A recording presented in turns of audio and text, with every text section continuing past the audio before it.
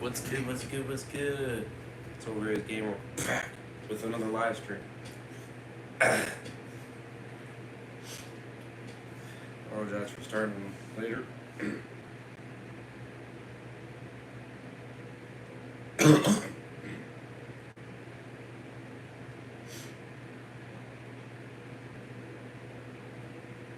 So,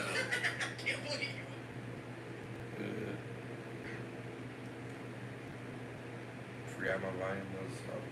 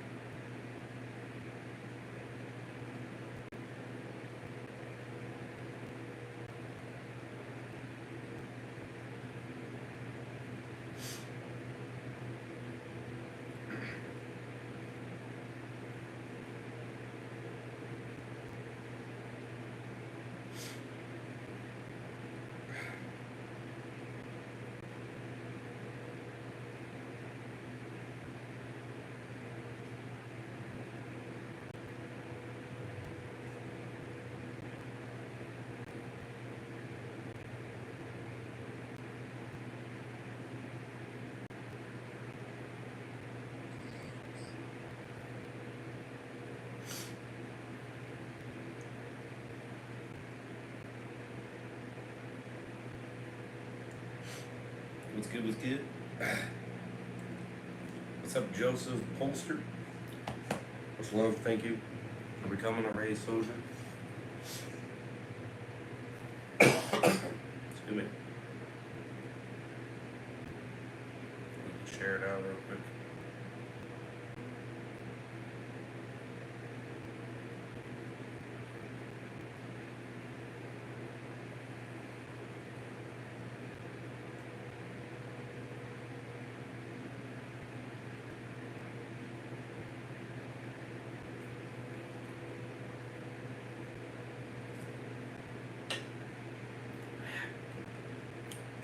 Voice is still dead.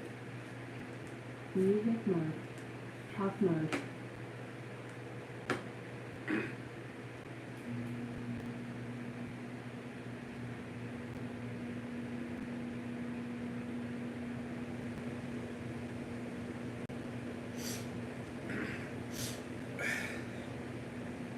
How's everybody doing? Let me know.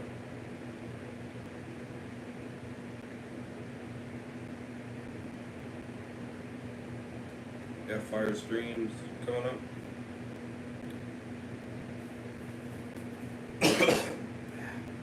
What's up, Dan? Well,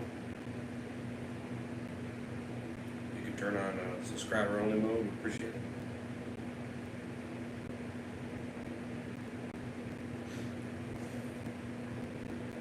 Alrighty. So Dan reviews his channel in the description, as well as the playlist for his World Gone Mad series, universe.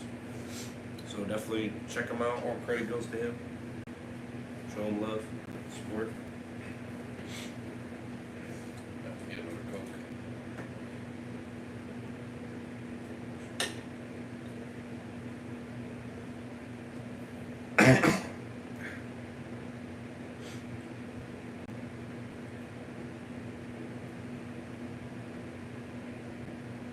Wait, did you turn it up? Or did it just not work for me?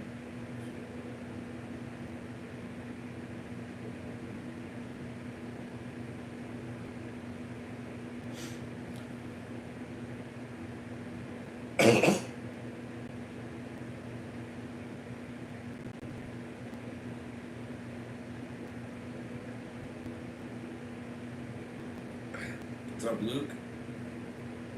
I've been getting banned off lives for not being nice and being mean because I think it's fun. I'm not going to do that to you because I like your channel videos. Thank you. I appreciate that. Yeah, I don't ask for much, just respect. Have a great time. You know, everything's all good. So as long as you do that, I think we're great.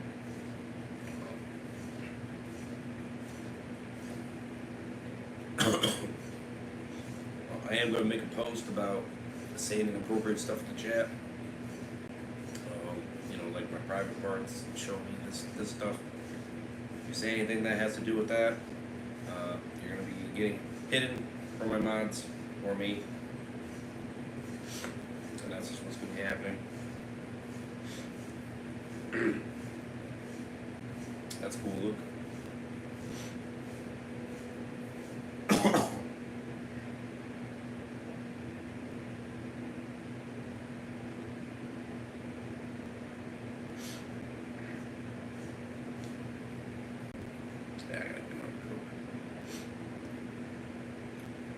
Dan, I don't think you changed the precipitant mode. Is what I'm talking about. Change it to subscriber only mode. It didn't change for whatever reason. I don't remember what that girl said yesterday. Yeah. That's the stuff I'm referring to. So, you know, and like I said, I'm gonna refer that to my post when I make a community post, and stuff like that. My mods are all on the same board with doing this, so just keep this in mind. If you say these kind of things, you will be hidden. There's no timeouts or anything like that. We're just tired of dealing with it. And I do believe all the sleep streams going forward, well, actually all the older ones that I made, pretty much all my mods are on the same board as well, with which making them all members only. So none of them will be public anymore. So if you want that content, or if you want to see those streams, you do have to become a member. You have to become a race soldier, which is what Joseph Polster became.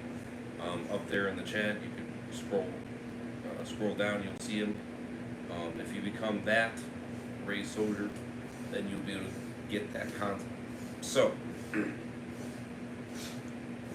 that's what I'm going to be doing. I'm not going to delete them, but I am going to make them members only.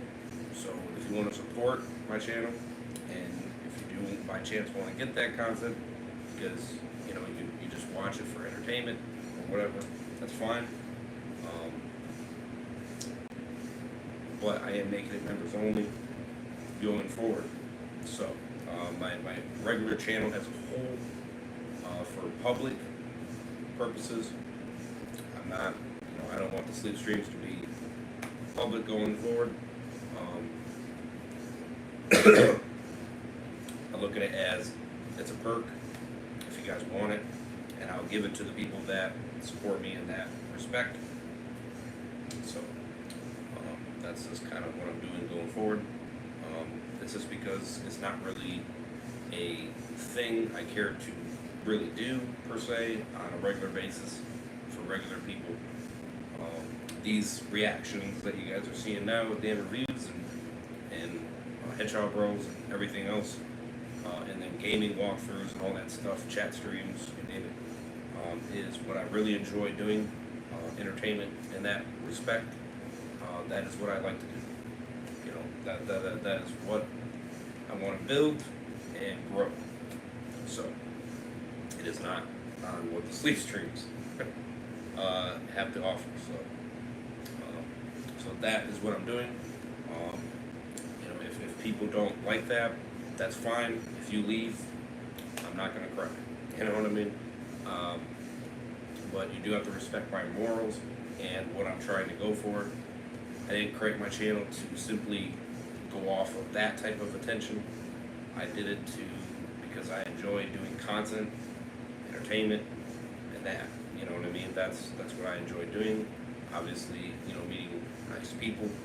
You know, explaining what I like and don't like, and having discussions with you guys on the channel about what we like and don't like. You know what I mean? Stuff like that. Yeah, no, I like you, Luke. You're cool. You're cool, bro. So what would happen if I did that right now? Well, like I told you, you'd be hidden. I'm being serious when I mean that. I am not joking. By any means, I am not. So, so, if you DM me and you say that, whatever, I'm not gonna cry over it. I may not respond to you, whatever, you know what I mean? Or I may just be politely be like, hey, but on my channel, I do not want it in my chat. I just do not. I don't think it's necessary. It's not needed. What you're asking is ridiculous, because this is not a porn site, obviously. I mean, you know what I mean? Like that should be obvious, and I feel like people just don't care, or they don't think, or whatever.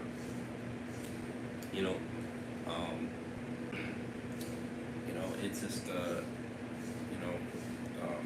I'm not asking for much. I'm just asking for respect, and the fact that, I don't want my channel being hidden or being terminated because of that type of stuff. So that's really what I'm getting at. People come here for entertainment. And that's what I'm being wanting to be known for. So what's up, 2B2? Welcome. So I have respect for you. Thank you, Luke. Appreciate it. Still can't believe you're in 3 now. Crazy. Yeah, sure, Dan. Dang, I thought it would work. Apologies, still doesn't let me get. Okay, no biggie. I got you. That is weird. I don't understand the inconsistency with that.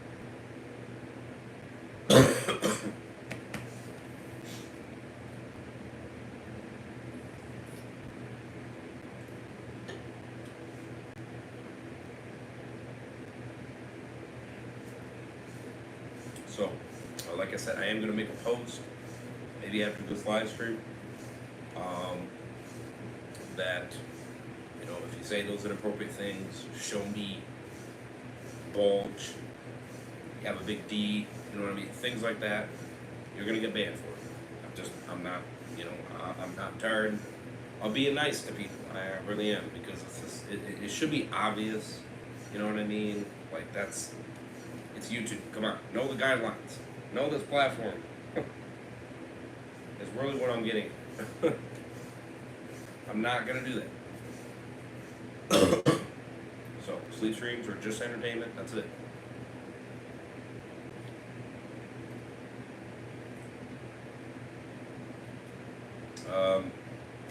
For forever, pretty much.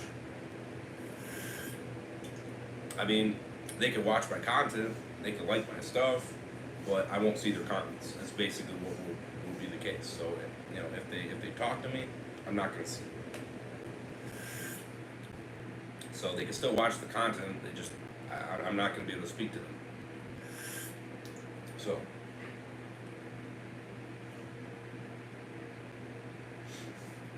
that's what being banned means, Luke.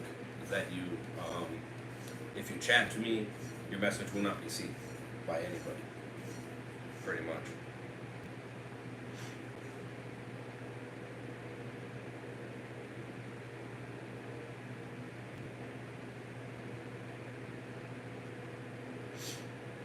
So that is what it means.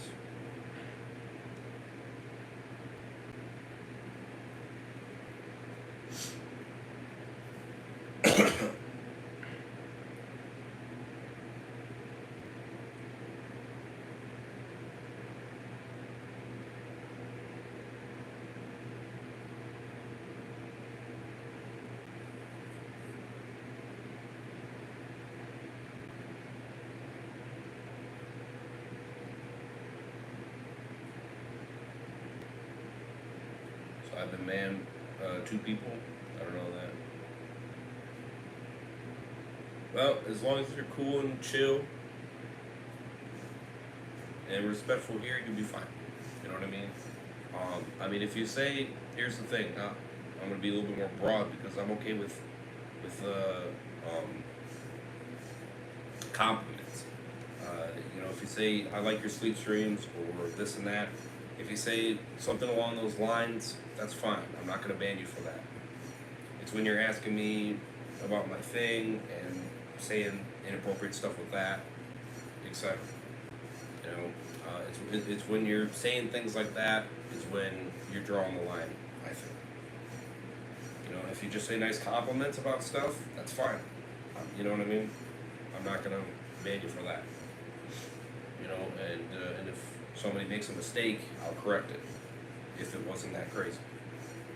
So, so that's kind of where I'm getting at. Obviously, I'll still do, you know, playthroughs in my underwear and things like that. That's fine. I mean, if you say I look great, or you know, if you keep it basic, I look nice, or you look sexy, things like that, that's fine. I'll be okay with that. You know, but the private part is what I'm talking about. I'll be talking about that. Say something about that, bam. So.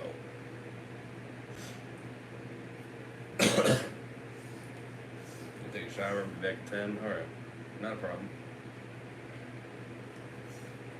So that is basically where I'm getting at. You know what I mean? If you keep the compliments nice, cool, I'm cool with that. You know what I mean? You know, if you think that weird way, you know, just keep it to yourself. You know what I mean? Nobody wants to see it, obviously. So. W information for those that need to understand. Yeah, for real, damn. So, for the one who chooses to be online, right, boy? Worth it. Well, yes, I know that, Troy. But it is my channel. And I can, you know, me and my mods can decide what we want to see and what we don't want to see. And you can choose to respect or disrespect. Either way, you know. I'm not asking for much, you know what I mean? I just, you know, I don't think that's appropriate to be saying those things in the chat when that's not even the type of content I really do, per se, other than for members, but even so. So, see, like that comment, for you, if you were just kidding, I'm going to be nice with that one comment. For you only. Now, if you do it again, well, then understand the consequences. But it's my channel. I'm allowed to do what I want. You know, I would think for Dan, for Walker Dead, for Van Cove, for Storm, for any of these other guys, they would do the same thing if you said these type of things in their chat. So, and honestly, I think there's a lot of other channels that would also say the same thing. Or that they would do the same thing, they would ban you. So, this is not nothing new, okay? If you can't respect the simple rules that I'm asking, then go away. That's as simple as that. You know, if you're that inappropriate, if you can't control yourself, then what are you doing? Me personally, I think you're on the wrong platform. Go on Pornhub. You know what I mean? Or those type of platforms, OnlyFans.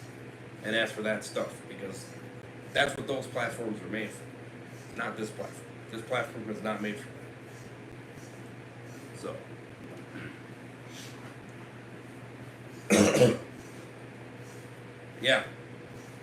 Yeah, I made that clear quite a while ago, actually. Like 6 months ago. Or 7 months ago. No. Or was it 8 months ago? Wait, where is it? 6. It'd be 7 months ago. Because she's a bitch. That's why. Why do you think? I mean, if you were watching the streams when she was on, it wasn't really that great. per se, and I wasn't really active because it wasn't going good. That's really what it was. That's true. Well, at least you get that part. Yeah, she was a bitch, and she was a lying skank. So, and that's the, you know, then there's a lot of other things to that, but I don't care to share it here because it's not it's a personal situation, and I don't care to give her attention. All right, that's really where I'm at with that. You know what I mean? She's a lost cause. Is basically what it is. So, no need to say anything more. It didn't go good. She was a liar. Nothing more to it.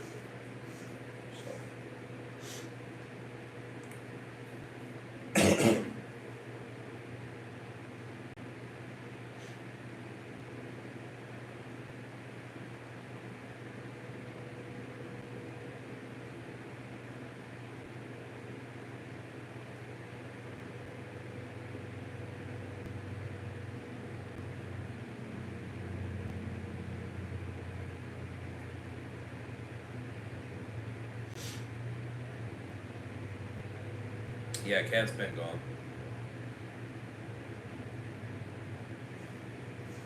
The cat that I had was causing too many issues. Did not have a lot of freedom. And, yeah, too much of a hassle for this little area. Too much of a hassle. So I gave the cat to my sister. My sister has a house. She has a bunch of other pets. She's doing great, actually. She's actually much happier. So, and I am still able to see her. So, if you guys want to see pictures and stuff like that, I can post them on my community post, and you guys can still see the cat. So, my sister calls her Raven now, if you're curious. So, and she's now fixed as well because she wasn't fixed as well.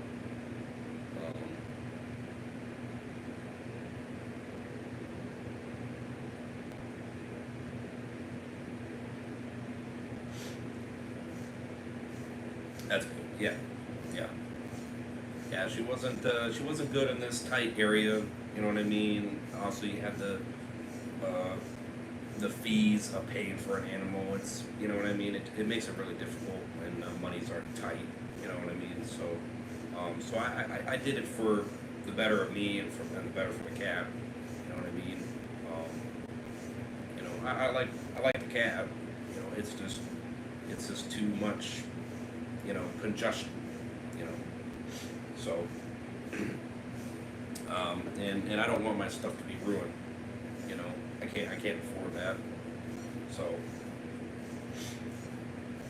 you know, sometimes you gotta do that, do the right thing, make the right decision, so, good on you, man, doing what's good for the cat, right, yeah. Yeah, that's what I looked at it as. So now she has 4 cats. So, and 2 dogs. So, you know, she's which, by the way, I'll actually be staying at her place next weekend for about 4 days. Yeah, pretty much. There were 3.5 days. So you guys will be able to see the cats. More than likely on the content or some of the content, and I'll probably show them, you know, a little bit, so that way then you guys can kind of see them.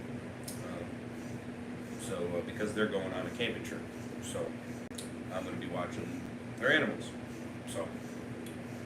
So your man's going to be doing content there. So trying to figure out how I'm going to 100% do that. Haven't really gotten that far 100%, but you know, one of those things.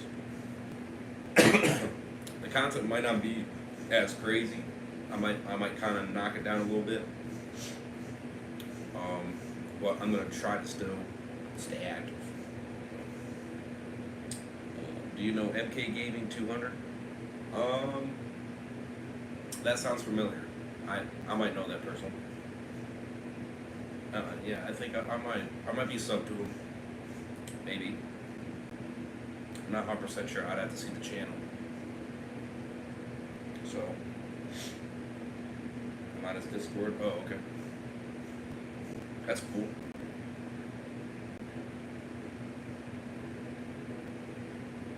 Excuse me. Yeah, I apologize.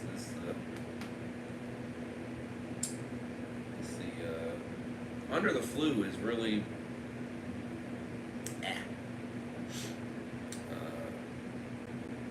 I thought I was over it, and then it kind of bounced back. So I apologize. It's irritating me. It really is. If you're curious, I am taking Tussin. The NyQuil. Well, not NyQuil, DayQuil. And red pills to help, kill it. But evidently it's pretty bad because it's still pushing through. So bear with me. I got hedgehog growth reaction after this one, and then after that I got Fortnite 7-hour grind stream. So stay tuned. I'm gonna be grinding, and if I am able to fit another stream after that, I'm gonna do so. But I'm not gonna promise anything. So. Senior channel as well as on content. Yes, I am subscribed to Senior. He's a cool dude. Very cool dude. So.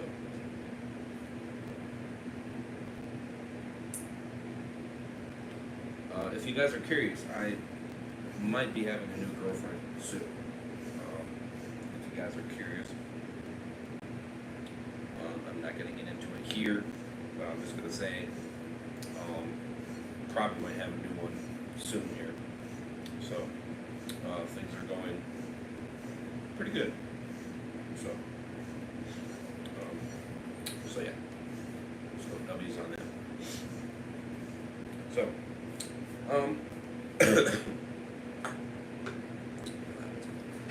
get another Coke real quick.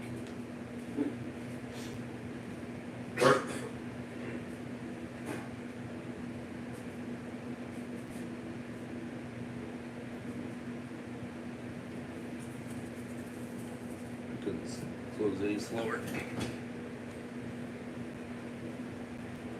Are you meat? Down as many vitamin C's as you can handle. Yeah. Well, excuse me. Well, it's giving me energy. I'll say that. Met at Mickey D's. That is where I really better. So, and then we just kind of kept talking more from there.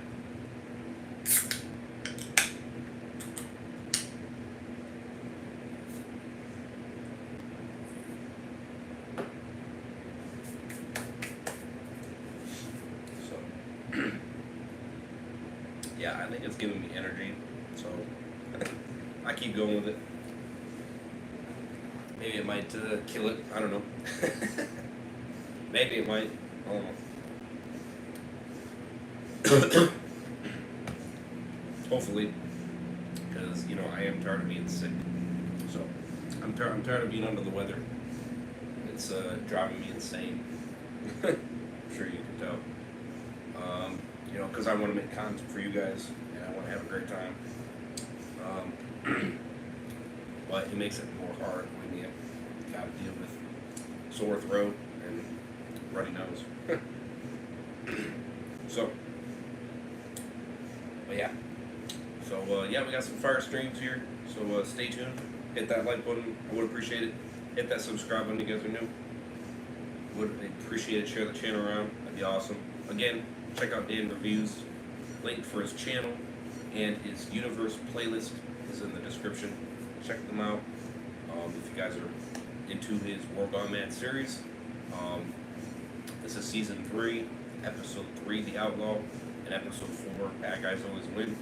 So we're gonna get right into it. Kind of want to discuss that a little bit. So you guys will be seeing that post probably after the stream or so. So I'm gonna make it pretty vague, but it's gonna be right to the point. So going forward, that's what's gonna be happening. I respect it if some people leave because what they feel about it. You know what I mean? I get it. I'm not gonna knock you for it. But just know that this is what I'm asking for, and just, you know what I mean. A little bit of respect goes a long way. You know. So yeah. Anyways, we're gonna get right into it. So let's get it. I'll adjust the volume as I go to what it needs to be. What's up, Luke? Welcome back. Check my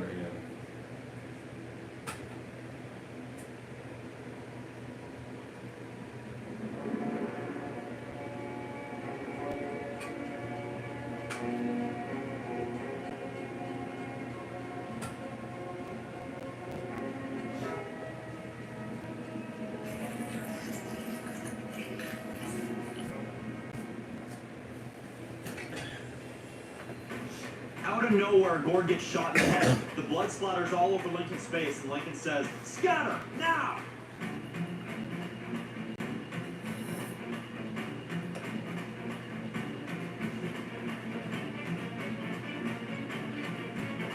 Episode 3, The Outlaw. good title.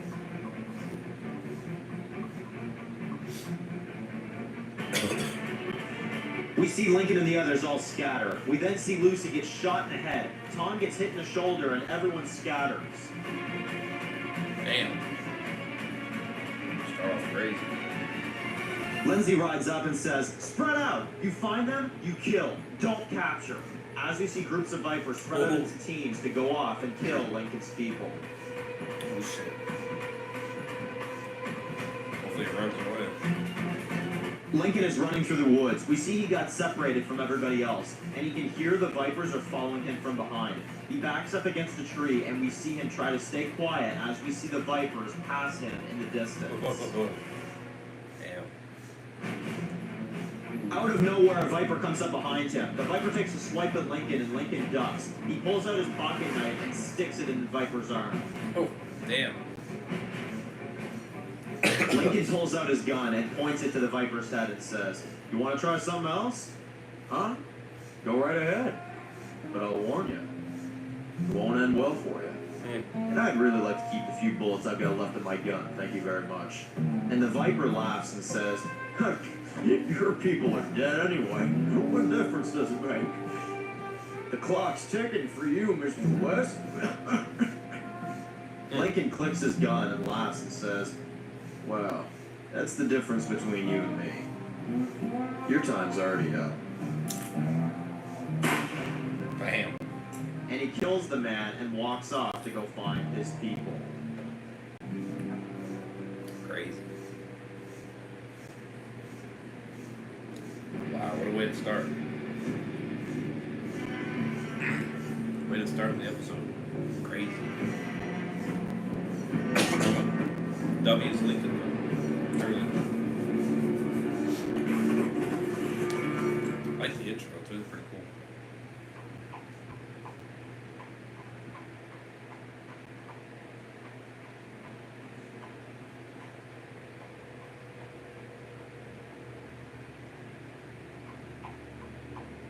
We see the sun is starting to rise. We see Lindsay, Cade, and about 10 other Vipers are on the road hunting Lincoln's group, and they're on their horses. And Lindsay says to Cade, "They got away. They stop," and Cade says, "Yeah, they couldn't have gotten far." Lindsay says, "Well, these people must be found." I'm starting to think that Maz's little field trip was a waste of resources and time. Cade asks, "You think he's alive?" Lindsay says, "I don't know. These people are still alive. and not even a word from Miles. I'm starting to wonder if this whole thing was a trap. Kate asks, "You think Miles is up to more than just trying to kill these outlaws?" Lindsay says, "Wouldn't surprise me. When we let him in, he didn't exactly seem trustworthy then, but I didn't follow my gut. He proved himself. When Stephen found him, he was half dead. But he proved to me that he was committed, and I let him in. I'm starting to think I should have went with my gut. Maybe I should have." Enjoy, yeah. Yeah, it seemed pretty good. Kate says, "We don't know yet. He could very well be back." Lindsay says, "Oh, I hope he is. He's going to need to explain why the people he promised to kill are peacefully riding the roads in the middle of the night without a single care in the world." And Kate says, "I can take some of us north. Check to see what's going on. End the mystery." Lindsay says, "Yeah, good idea. We'll get everything back to normal around here." Kate says, "All right. Andrew, Joel, Pete, you guys stay with the Queen. You protect her at all times. You make sure she gets back to the city safe. You got me?" Andrew says, "Of course, Sergeant. We won't let you down." Kate says, "All right. The rest of you with me. Let's go." As they ride off to go find Miles, and it's now only Lindsay and 3 other Vipers as they start heading for home. Hunt for a good time. Yeah. Crazy.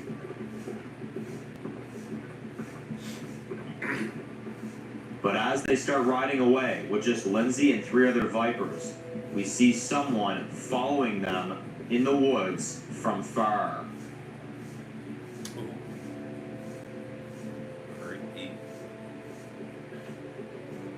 Kezia steps out of the woods looking very rough and angry. As Lindsay's group splits off from Kate and the rest, Kezia pulls out her bow and arrow and starts to follow Lindsay's group from far. Wow, that's a ballsy girl, I'll tell you what. Savage right there. Back at the church,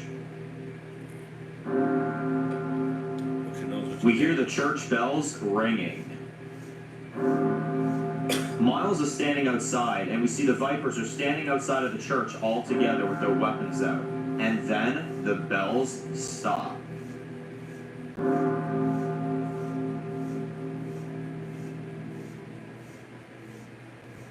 Stephen clicks his gun and says, "We're doing this." Miles says, "And waste the resources? Nah. We're gonna bring our little friends out here to us." He pulls out his sword and says, "This is over. I'm through with your games. We have a lot of people out here with a lot of guns. And believe me, we know you have a lot of ammunition yourselves. We all saw that. More than I cared to know, I'm afraid. So open the doors, or we'll have to open them for you." And then we hear one of the babies crying, and we see Haley standing at the door with her gun out, and Blake says, "Haley, it's over. They're right there." And Haley says, I know. Just give me a second to think."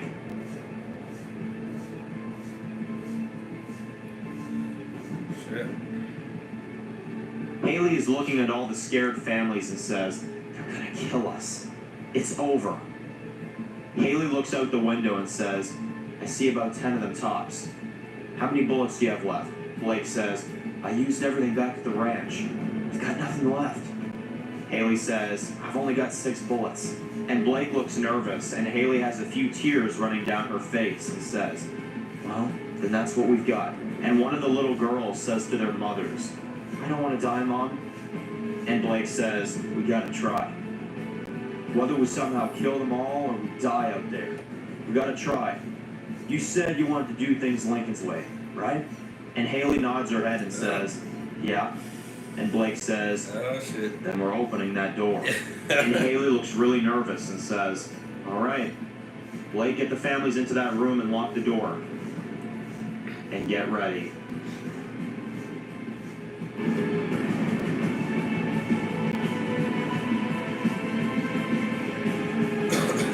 We see Stephen say to Miles, "Hey, we're all ready. Just give us the signal." And Miles and his men have their swords out, and we see Haley is aiming her gun towards the door, slightly shaking, and we see Blake next to her with a knife out. Holy shit. Easy as The door handles are turning. Oh, shit.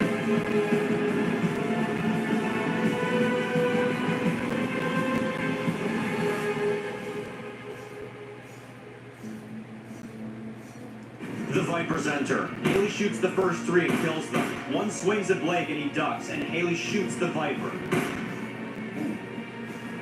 Haley fires another shot but misses, and then the Viper tackles Blake to the ground and pulls out its knife. Haley falls to the ground and tries to shoot the next Viper, but her gun is now empty. Oh, shit.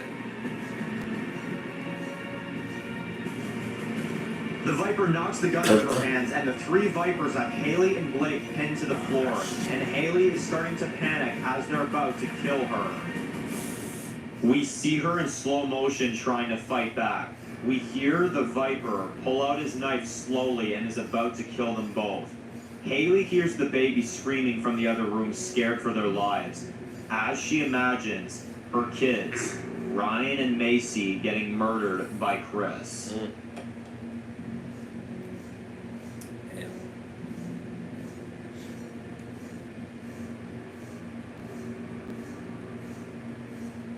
The screams that she's hearing from outside of the door from the little kids turns into, in her imagination, Chris cutting off Ryan's arm as he screams, and Macy is crying as she watches Chris do this to her brother.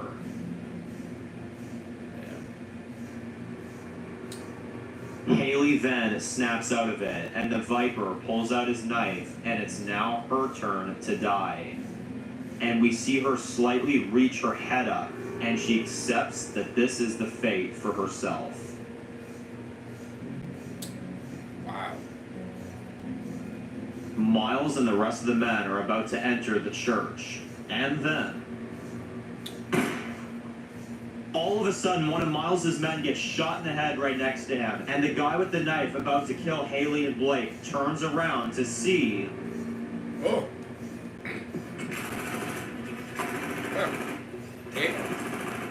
a bunch of military men come in and start killing all of Miles's men. Miles and Steven run as the rest of the Vipers all get shot up and killed by these men. Haley kicks the guy with the knife in the leg, and he falls to the ground. The other two Vipers that were holding them down try to make a run for their lives, but they get killed trying to get away. As we see these soldiers come in and kill every last Viper they can, but we see Miles and Steven break off and run away into the woods, barely with their lives. They're bastards. Chicken shits. Shouldn't survive. Soldier 1 says, "Spread out, you three. Find our stragglers and put a bullet in each of their poor lives." And the soldiers say, "You got it." Wow. Crazy. That was good, Neil. Soldier 1 walks up to Haley and Blake and helps them up and says, "Hi, sorry for the disturbance. And what I'm about to say is about to sound completely impossible. And this might sound way too good to be true to most people nowadays, but we're here to help you."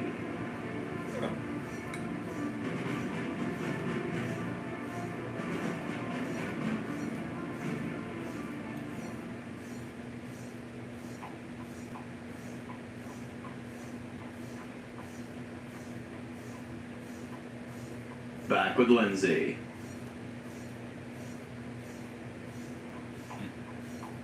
Crazy bitch. We see her riding with three other Vipers after splitting up from Cade's group, and the Viper says, "Heads up."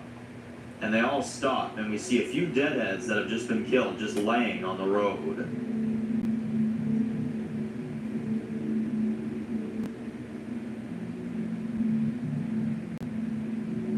Lindsay gets off her horse and walks over to them. Appreciate it, Ramos.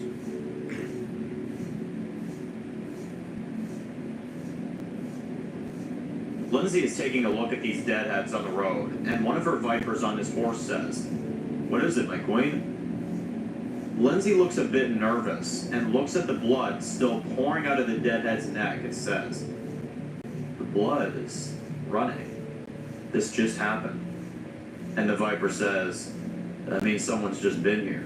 And Lindsay gets back on her horse and says, "We should get back."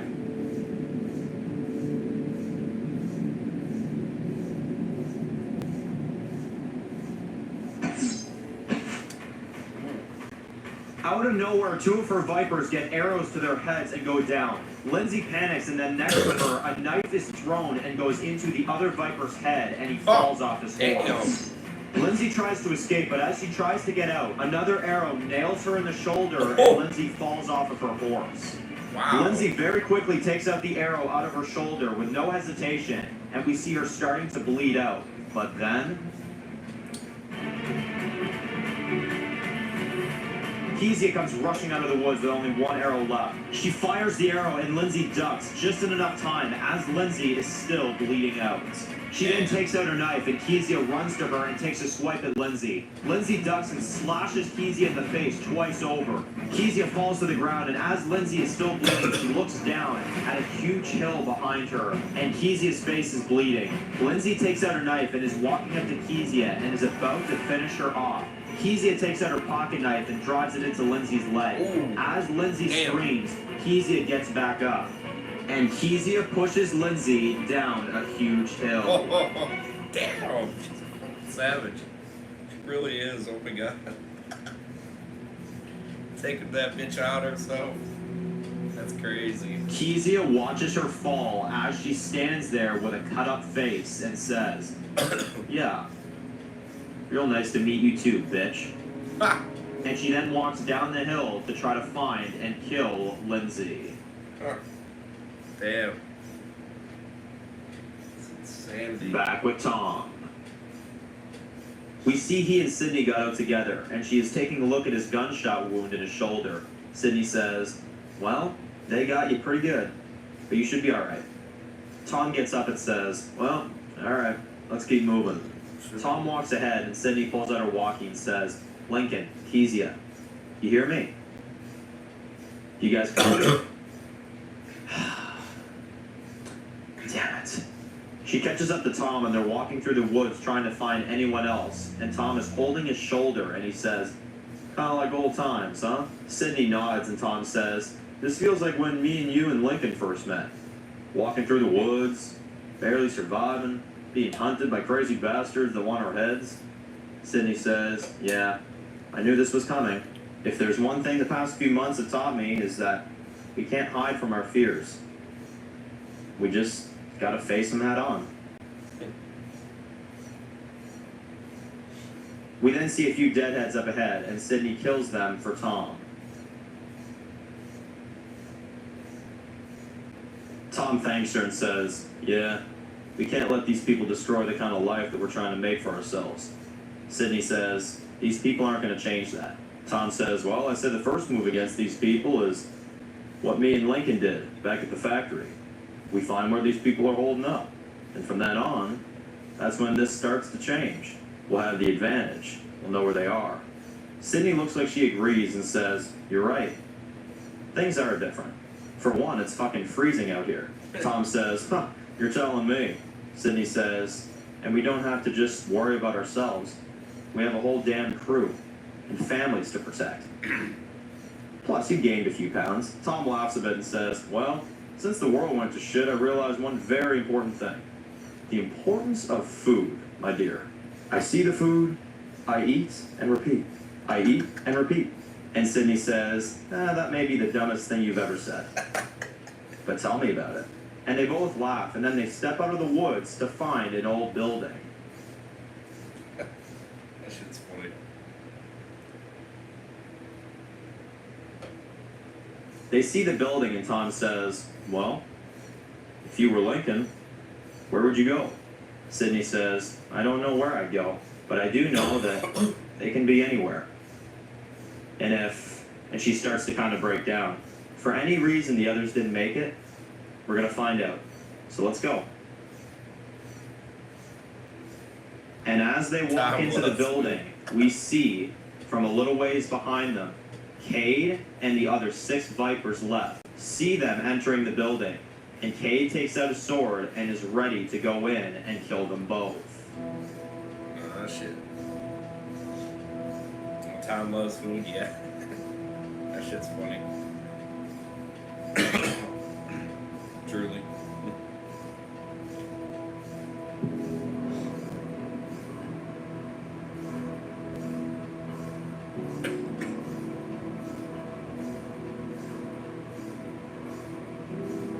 back with Kezia. She is searching for Lindsay, trying to finish her off, but she can't find her anywhere. Damn.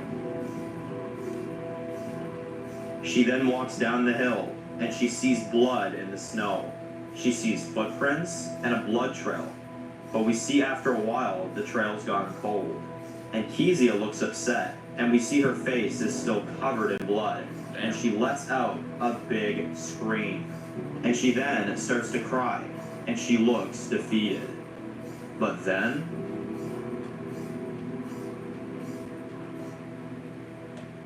we hear her walkie-talkie going off. It's Lincoln. He says, "This is Lincoln. Does anyone copy? Please respond if you hear my voice." And Kezia's cry then slowly fades into a smile. As she hears Lincoln's voice again over the walkie, she picks it up and says, "Yes, I'm here, Lincoln." And Lincoln says, "Kezia? Thank God. Tell me where you are. I'll come find you." As we see, Kezia has a smile on her face, and it looks like she has now been found. Oh, yes. They have a haunted episode. Yeah. Back with Haley's group and the military. For members, We see Blake and the rest of the families are all riding separate trucks. As we see, Haley is in the passenger seat of one of the other army trucks. Soldier 1 named Roger is driving, and Haley asks, "So when are you going to tell me why you saved us all back there?" Roger says, "Well, a few reasons." Haley, she says. Roger says, "Well, a couple reasons, Haley. For one, we're not just going to stand by the sidelines while scared children and families are about to get murdered for that. And for two, our leader has a bone to pick with these Vipers, and our job is to make sure that none of these people are anywhere near our town." Haley asks, "Do you have a town?" Roger says, "Yes, ma'am, we do. Since the world fell apart, we've all been working together to turn this place into what it is." sleep streams are for members only. Haley looks a bit suspicious and says, "So you're telling me that you just saved everyone under the goodness of your own heart? Is that what you're trying to tell me?" Roger says, "Hey, look, I know you don't believe us, and frankly, why should you? I've given you no reason to trust us. But it's a shame." And Haley says, "What is?" Roger says, "Because I miss the days where you could meet new people and it'd be like a fun new adventure. And now it's just full of lies and no one can even trust each other anymore." Haley says, "Well, I sure hope you're as legit as you're selling yourself. Truth is, I'm out here with all these families because we lost our home last night." Roger asks, "The Vipers?" Haley says, "Yeah, I'm trying to be a good leader for these people because all I have left is them." Roger asks, "How far was your home?" Haley asks, "Does it matter?" Roger says, "Yes, ma'am, it does. Look, we have to make sure that we got rid of every last one of these Vipers. We don't need any more strays following us back home." Haley says, "Well, it's about a 15-minute walk south of the church." And Roger says, "Thanks for the cooperation, man. We'll send a team out today. Make sure we didn't miss anything on our way by." And we see some awkward silence for a sec, and Roger says, "So, any of those children yours?" Roger seems nice. We see that she's not mentioning Lincoln because she doesn't look like she's sure yet. Haley says, "Oh, you really don't want to hear my story, man. Trust me." Roger says, "Hey, look, since we built this community, I've heard the worst stories you could ever hear in the world from people, and we still brought them in. So don't feel scared to share anything." And Haley says, "Well, me and my people had a place, but the Vipers destroyed it. We all tried to run out of there, but our people were attacked. In my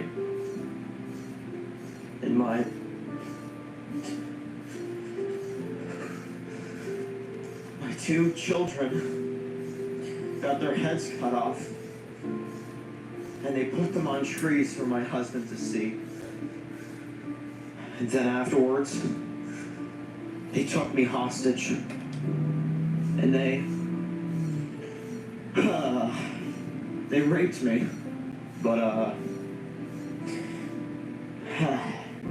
after a while, we fought back, and we won. We did. We thought we killed every last one of them. What we thought was all of them. And then we moved out. Stayed at this ranch for a while. Found out that there was more of them out there. And last night, our ranch was destroyed. And we were all almost killed. And we all almost got killed in that church until, well, you know the rest. And Roger looks speechless and says, well, damn. Yeah, crazy, dude. I don't know what to say. Haley says, yeah. And my husband, he died in the fire. It's crazy. And Roger says, well, by all means, you people need a home, and mark my damn words when I say you're gonna get one. Yes, you heard that right. It was part of the thing that we're reacting to. Haley thanks him and then says, so, is that one of the worst stories you've heard yet? Roger says, oh, without a question. But the world keeps going, right? Haley says, what do you mean? Roger says, look, what I like to do, and this is what I always like to do to remind me that we are so lucky to be alive right now, because we are. The world before is what it was. And now, it's a new generation. Haley says, what the hell are you talking about? Roger says, no, I'm serious. Just level with me here for a second. We don't have any bills, no jobs, no responsibilities. When you get food, you don't have to pay for anything. We don't have those stupid iPhones, and literally back in the day, no one would ever just talk to someone face to face. Everyone would just always be worried about what the likes they got on their Instagram post or all the snaps they're getting. And nobody would just get their faces out of their phones and just talk to people. I miss that. And most importantly, and this is just a bonus, I get to go home tonight and sleep in my bed knowing that I don't have to pay for a goddamn thing. And Haley laughs and says, well, you make it very hard to argue with you.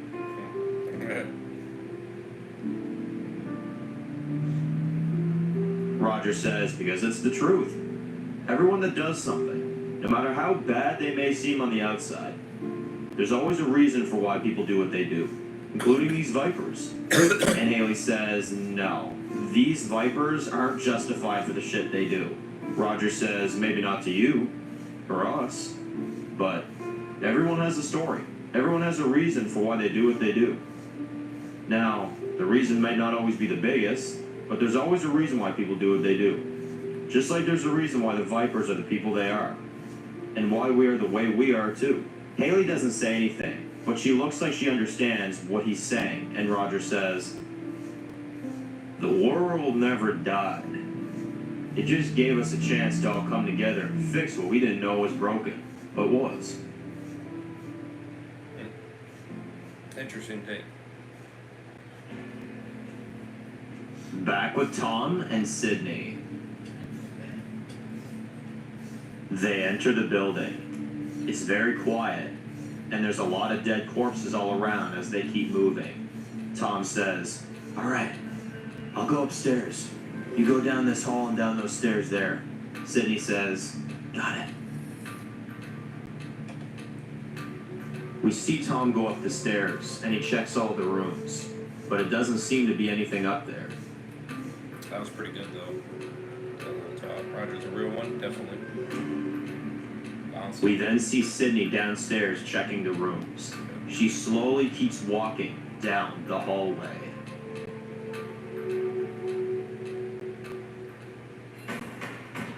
Out of nowhere, a deadhead jumps her. She's on the ground, and Tom hears this and yells, Sydney! And Sydney picks up a piece of broken glass from the destroyed picture frame on the floor and stabs it in the head, and Tom is yelling, Sydney! And Sydney says, I'm okay, I'm okay. She looks a bit freaked out, and Tom says, the top floor's clear. Come on up. Damn. But then, we hear the front door open. Tom hears that and knows it can't be Sydney because she's downstairs. Sydney tries to stay quiet as we see Cade and 6 other Vipers with swords enter the building. Oh, shit. Cade says, well, you know we're here. And you know we can't let you leave. Bastard. Sydney hears this and is trying to lock herself in. Tom is trying to slowly get downstairs to kill them, but he's trying to be really quiet. Sydney is trying to lock herself into the room. Tom Tom is walking through the halls ever slowly and trying to be quiet. A deadhead comes up behind him and he kills it with his knife. Good. Cade then hears this and says, "Upstairs, go." Bless it. Tom has no bullets left, and he hides behind a door as Cade and the Vipers come up the stairs. Ooh. Damn. Tom then busts through a door and puts his axe through a Viper's head. Cade sees Damn. this from down the hall and says, "The rest of you find the girl. Leave him to me." Cade then runs up to Tom and swings at him. Tom blocks it with his axe and headbutts Cade to the ground, but quickly gets back up and swings it once again. Damn. And then he cuts Tom's axe into two. Oh, Cade then shit. kicks Tom into a door and into another room. Tom punches Cade and Cade drops his sword on the ground. Shit. Tom picks him up and with no hesitation throws him out of a window and Cade falls out of the building.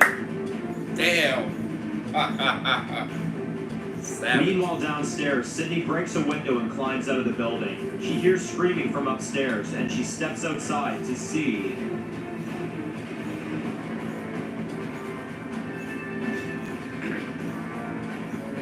someone in a car flashing their headlights towards Sydney. And she looks scared at first, but then she starts to smile, but we don't know who it is yet. We see Tom inside, killing the rest of the Vipers through the hallway. Two tackle him then to the ground and are about to kill Tom, but then Ooh.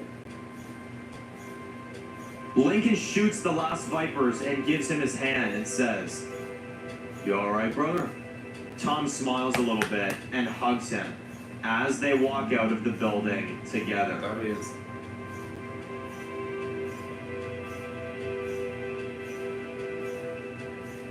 Tom walks out with Lincoln, and we see that Lincoln found Kezia, Luke, as well as Sydney, who has just found them.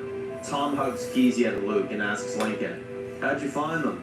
Lincoln says, "Ran into Luke in the woods. We walked for a while, then we heard Kezia over the radio, and we came to get her." "Crazy day, huh?" Tom says, "Yeah, it sure was. If I would have known better, I would have brought some of that Jack Daniels I found on that run a couple of weeks ago. Ah. Let the liquor do the thing." And Lincoln says, "Well, we lost the food, lost friends. I don't know about you, but I'd say this trip ends about here." Kezia says, "I agree. Let's go home." That is. Truly. Excuse me.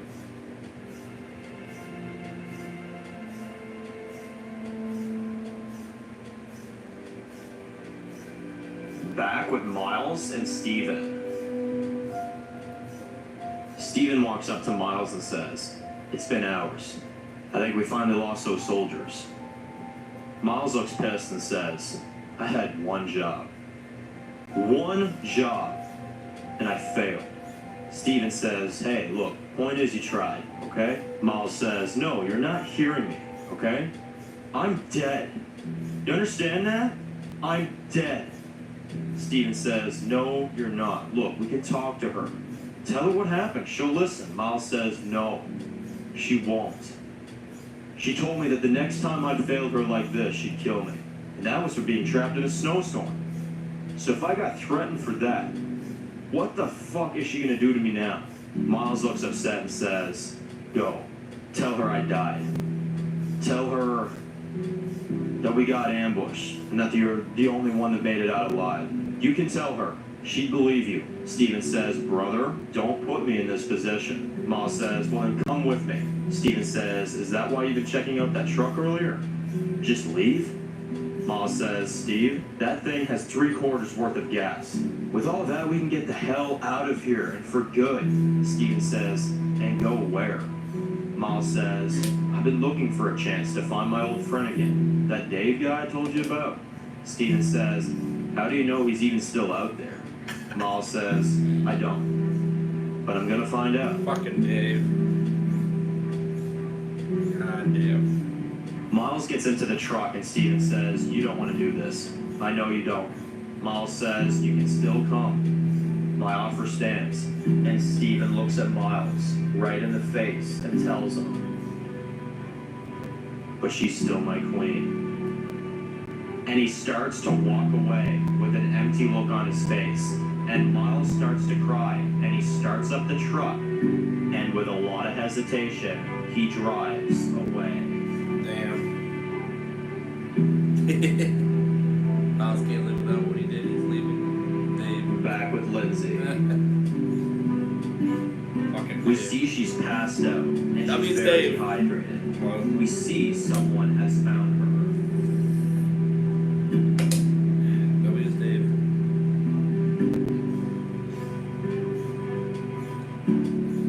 Hydrated, oh, okay. As we reveal, it's Kate. Oh, Kate saves her. Damn. He Fucking takes Kate. her and carries her till they get back to his horse that he has before he fought Tom. And he puts her on the horse, and they ride off to go back home. Fucking Kate. Bitch ass Kate. After a bit, Kate asks, "You gonna tell me what happened?" Lindsay says, "I was attacked." And she looks very out of it. And they then see more vipers run into them on the road.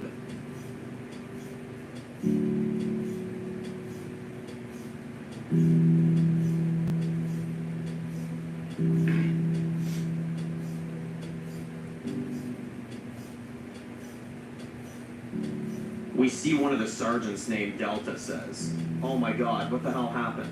Kate says, "Please, Delta, not now." Lindsay is starting to pass out, and Kate says, "She was attacked." Delta says, "And you didn't protect her?" Kate says, "Just lead the way home, okay?" And they all ride back to Washington together. That had nothing to do with about him not protecting her. Keezy was a bastard. Was a savage. And uppercut you guys.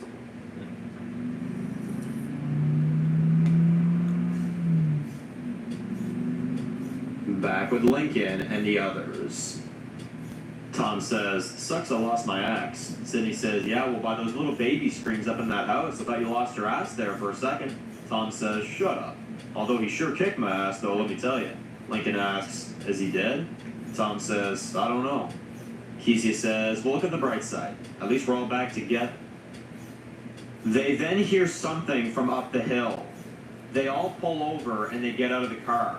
And they can see this from far.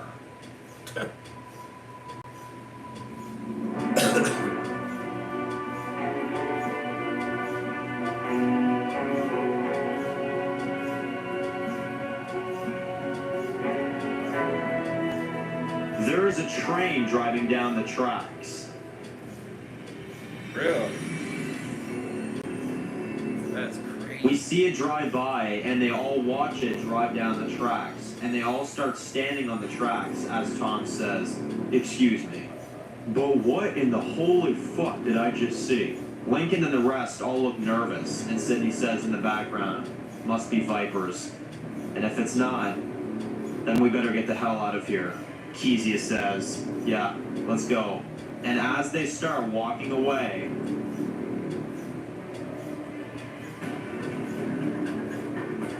over 50 military soldiers surround them from every direction and say, "Drop your weapons! Hands up!" What the hell?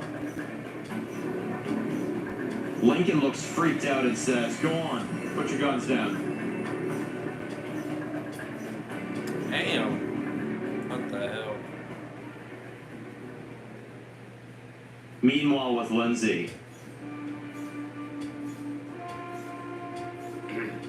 it's been a few hours, and we see her making all of her people gather around just outside of the city.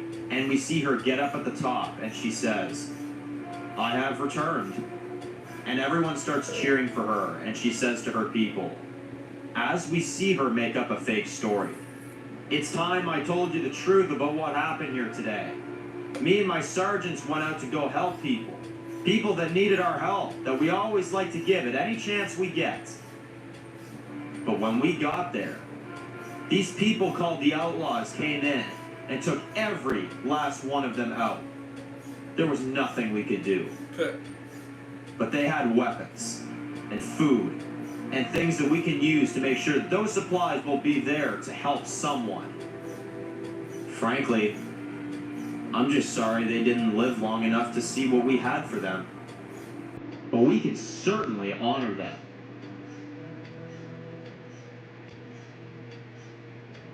These outlaws almost killed me today. They killed a lot of our people today.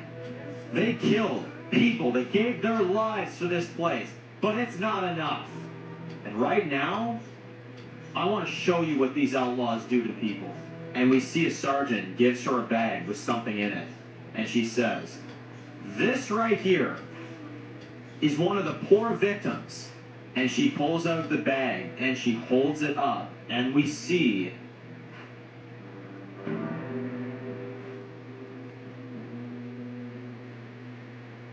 it's Austin's head.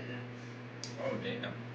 She holds it up in front of everyone and says, this is the outlaws. This is who they are. Insane. As Lindsay's narrating, we see Lincoln and his people surrounded and dropping their weapons. Lindsay says, this is who they are. This is what they do to you. But all of that is about to change. We hear the crowd cheering, and we see the look of fear on Lincoln and everyone else's faces with their hands up. And Lindsay drops Austin's head on the ground, and she says, because we're going to war. Insane. She's insane. Yeah, 100%. Really lies.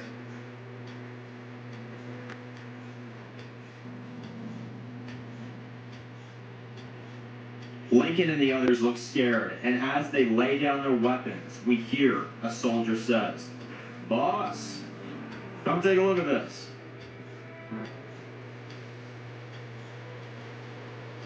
We see the leader walk up to Lincoln.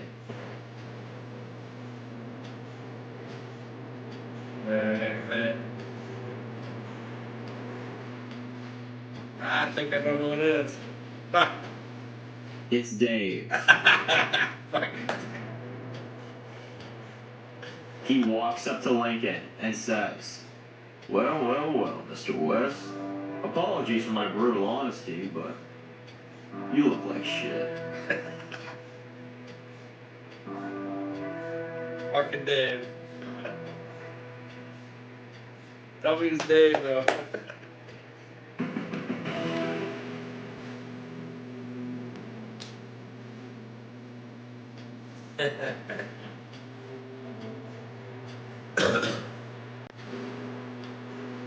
Wow.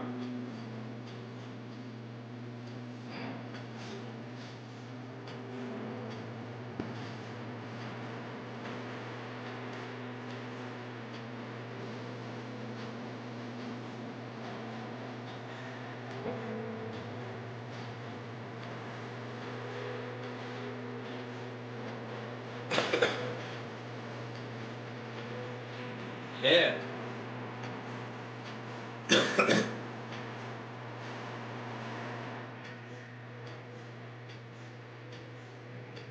Damn. That was good, bro.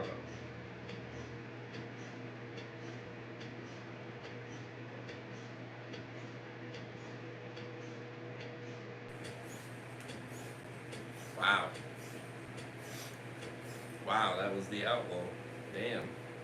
To go back on your question, okay, so I found something on the Logan season 1 when we were in the hospital. Okay. Roger seems nice. Yeah.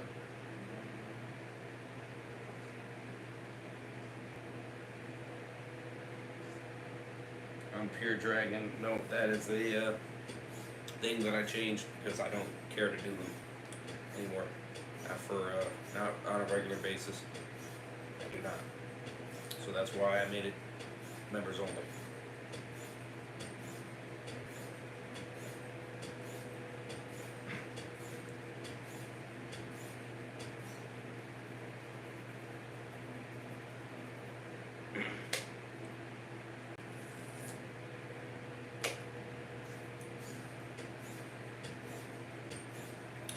What it is. I don't necessarily do things because it's fair or not fair.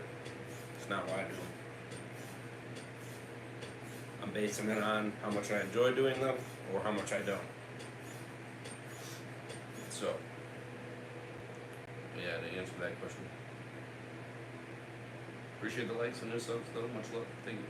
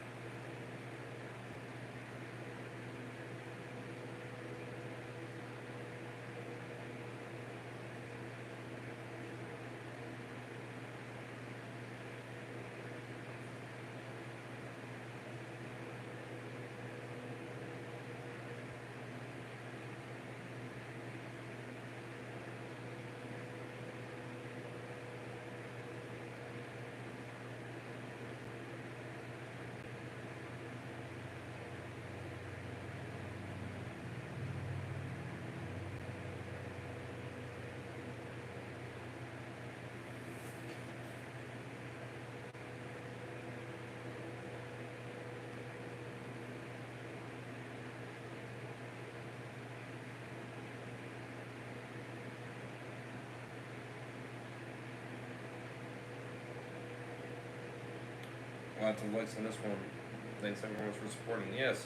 Wow. Yes. You're right. Damn. Appreciate it. Much love. Much love.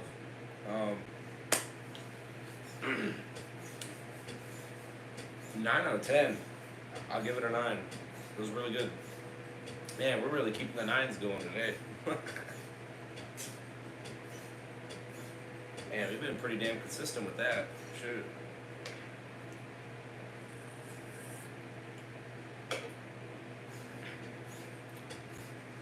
Man, I had the finale of Dead City, 9. I had Your Fly by the Night, 9. I had Hedgehog Bros, 9. Damn, I mean, we're just loving the 9s this weekend. It's crazy. Crazy. Keeping the 9s going. Insanity. Glad you enjoyed Pro Here's Small Teasers. Yes, before it was a Dave one, LOL. Well, I figured it kind of looked like it kind of was. Yeah, 9 out of 10. I mean, I liked it. I liked it a lot. Loved it, actually. Nice, awesome review that Dave came back.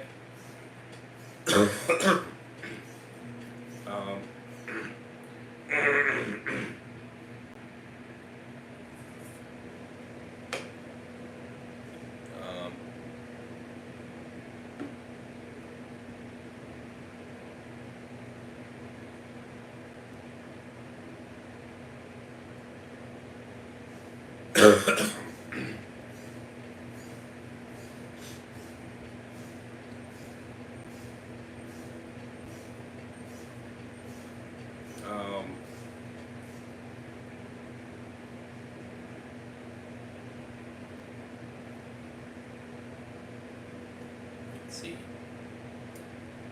Kezia being a badass, loved it. Almost killing Lindsay, that was insane. The fight with Tom and what was it, Sydney? I think it was. Yeah, Sydney. Awesome, badass. W's for Lincoln being able to save them. That was awesome. The fight was great. Haley and that whole fight there at the church, awesome. Loved it. I liked it how she got saved by the military people. W's. Yeah, all good. I like the interactions between the characters and stuff like that. Really tight. It's all good.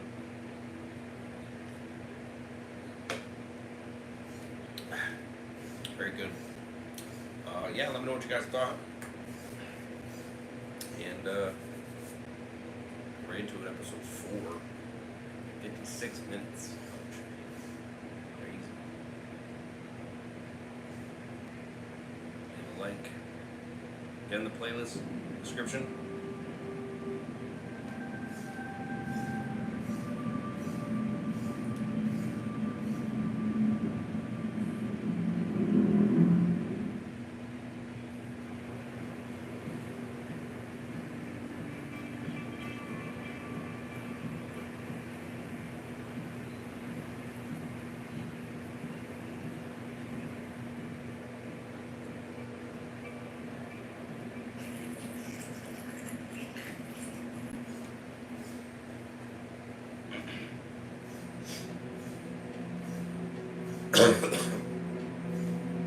Episode 4, Bad Guys Always Win.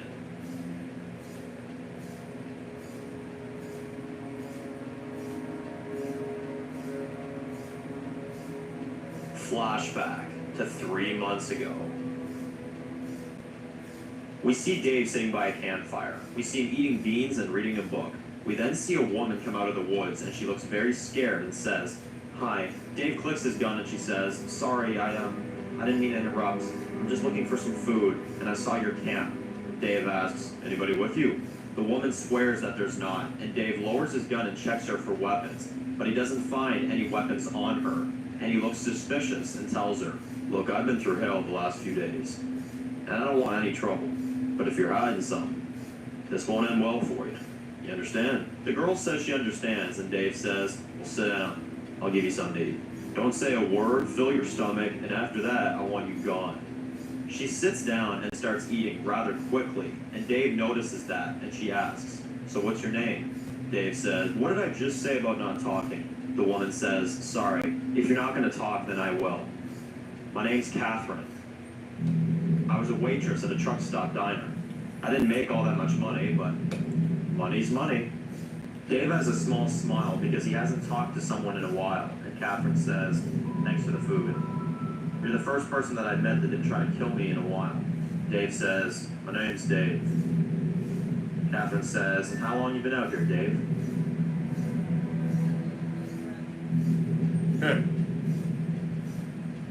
Dave lies and says, "Since the world's gone mad." And Catherine says, "Were you a dad? Do you have any kids?" Dave doesn't answer and says, "All right, sweetie, you're going to have to get going now." Catherine says, "All right, well, thanks for not killing me." And she leaves, and Dave goes right back to reading his book.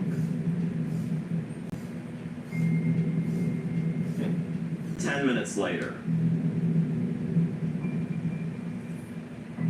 Catherine comes back to the camp, and Dave pulls out his gun and says, "I thought I told you I want to be left the hell alone." Catherine looks scared and says, "This wasn't my choice. I'm sorry." Dave turns around, and a man comes out of the bushes and knocks him out. Wow.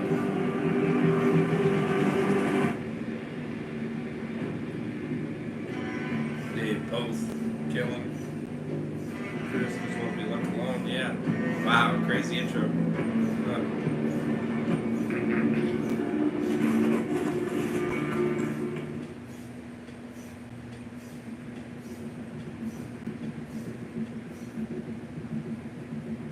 Currently, 3 hours after Lincoln's group met up with Dave. We see Lincoln, Tom, Sydney, Kezia, and Luke all sitting in a room guarded by soldiers, and Tom gets up and says, "What the hell are we being held here for? Huh?" The soldier says, "Sir, please just take a seat.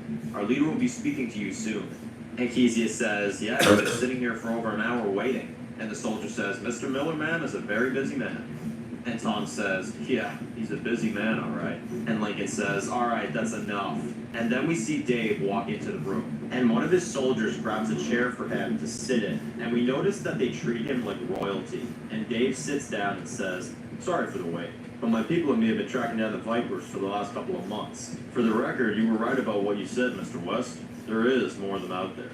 Things have changed, and not for the better, I'm afraid." And Tom says, "Yeah, things are gonna change if you don't let us out."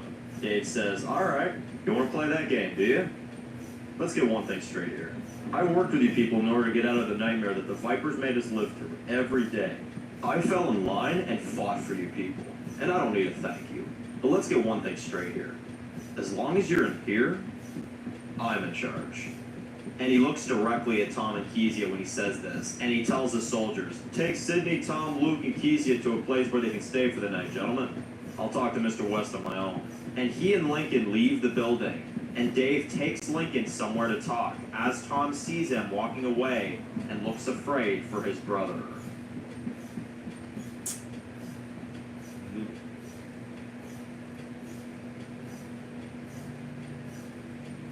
We then see, as Dave is taking him somewhere, Lincoln is walking through this town that Dave has lit up at night, and Lincoln looks amazed by how big this place is. One of the guards asks Dave as they're walking by, "Hey boss, who's this guy?" Dave says, "Derek, this is Lincoln West. He's part of that new group we took in earlier today." And Derek and Lincoln shake hands, and Derek says, "Well, it's great to meet you, Mr. West. Just by curiosity, were you in the military before by chance? I feel like I've seen you somewhere." Lincoln says, "No, although I was a prison guard for several years." And Derek says, "Well, hey, that's the kind of person we could use around here." And Lincoln thanks him, and Derek says, "Well, it was nice meeting you." And Lincoln says, "Likewise." And Lincoln and Dave keep walking through the town.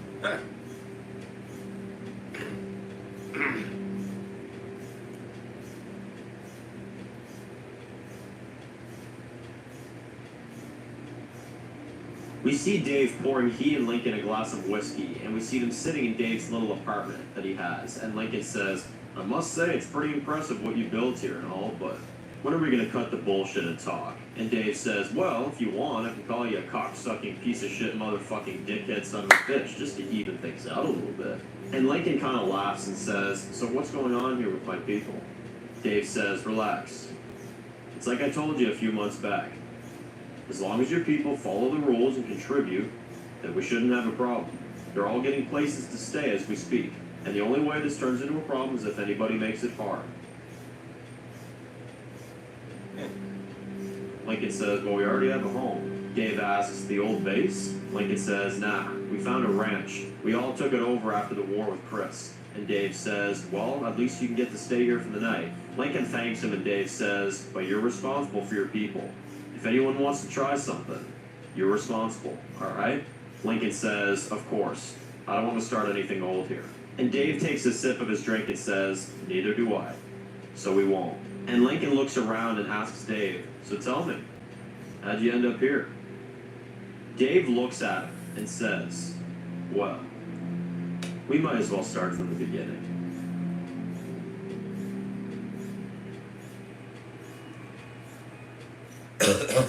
Flashback to 3 months ago.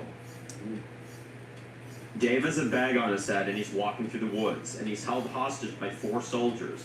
Dave can hear them talking, and the lead soldier named Owen is saying, "This was good. The guy had a few good canned goods. It's not much, but it's enough to show for our trip." We hear Catherine say, "Please, would you just listen to me? He wasn't harming anyone. He was minding his own business." Owen says, "I let you come out on this hunt because you said you were ready. You said you were going to split off and find food. You found it. So I don't know what the fuck your problem is." Catherine says, "Because you didn't have to take him hostage." Owen says, "Well, I could kill him if you like."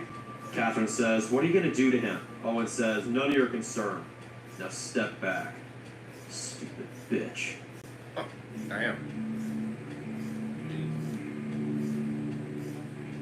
Catherine kind of pipes down, and then the men take the bag off Dave's head, and immediately Owen holds a pistol to Dave's throat and tells him, "You stay quiet, don't say a word, and maybe you'll live today." Dave says, "What are we doing?" And Owen says, "Shut up! Shut your fucking mouth. There's deadheads all around these parts, and you keep running your fucking mouth, and they'll hear us. They'll be right on our asses." Dave says, "Well, then you should shut that yap of yours." Owen says, "Let's get one thing straight. I'm in charge here. I'm leading this hunt, and if you got something to say to me, take it up with my boss." And he pushes Dave forward and says, "Keep moving." As we see Catherine looks like she feels bad for Dave. We then see a few dozen deadheads come out of the woods, and Owen says to one of his guys, "Watch them. The rest of you with me." Finds a way. We Yeah, see he them does. run down and kill all of these deadheads with their knives. Fucking We see Catherine taking out a few, and one of the soldiers is telling her, "You're getting better." As they're killing a bunch of the deadheads, we see Dave watching this from a distance. We see the soldier behind Dave, and Dave looks nervous, but then Dave quickly headbutts the soldier from behind and he falls. Dave then sees his chance and runs into the woods, but Owen sees him run away from Farr and says, "Go find that son of a bitch! Now!" Go on.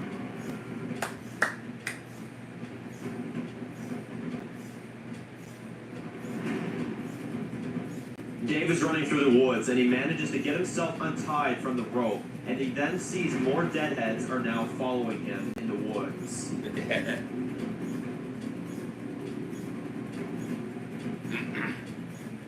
Dave runs from the dead and we see him run out to the main road. Dave is out of breath and he sees down the road. There is a huge military truck. He looks worried and then we see the truck starts up and starts driving after him. Oh shit.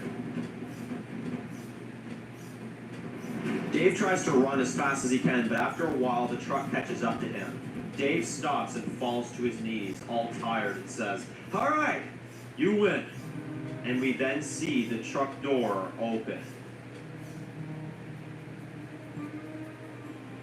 Someone steps out of the truck and walks up to Dave with his men, and Dave says, "If you're gonna kill me, just get it over with." And the soldier says, "Why would a father kill his own son?" Yep.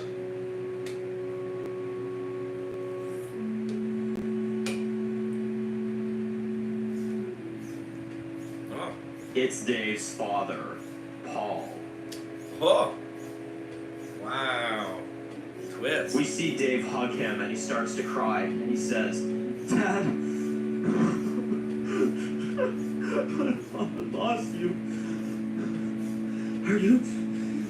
I'm good, son," he says. And we see the two of them hug and Dave has a big smile on his face as we see Owen and the other soldiers lower their guns.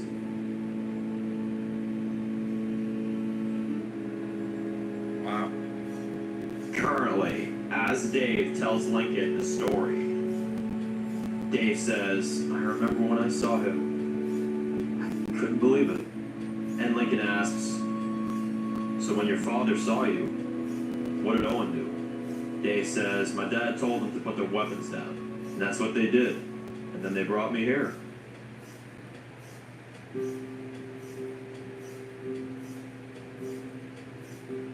Flashback to 3 months ago.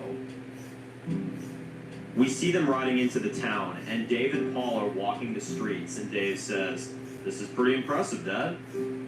How long has this place been here?" Paul says, "It's actually been a year as of today. A lot of the military got killed during the fall. Some stayed with their families, others were going to safe places that people were trying to set up around the area. But our boss, Wesley, wanted us to kill everyone on sight. Things were about to go really bad, and we all knew it. So I took the people I could. And after a while, we found this place. And a few weeks after the fall, we found this place. And it took a while, but we turned this place into what it is now." Dave asks, "Does it have a name?" Paul says, "Yes. It's called Kingstonville." Dave says, "Well, it's a great place, Dad. It's like the world before." And Paul says, "We have a little gathering tonight to celebrate the last year of this place.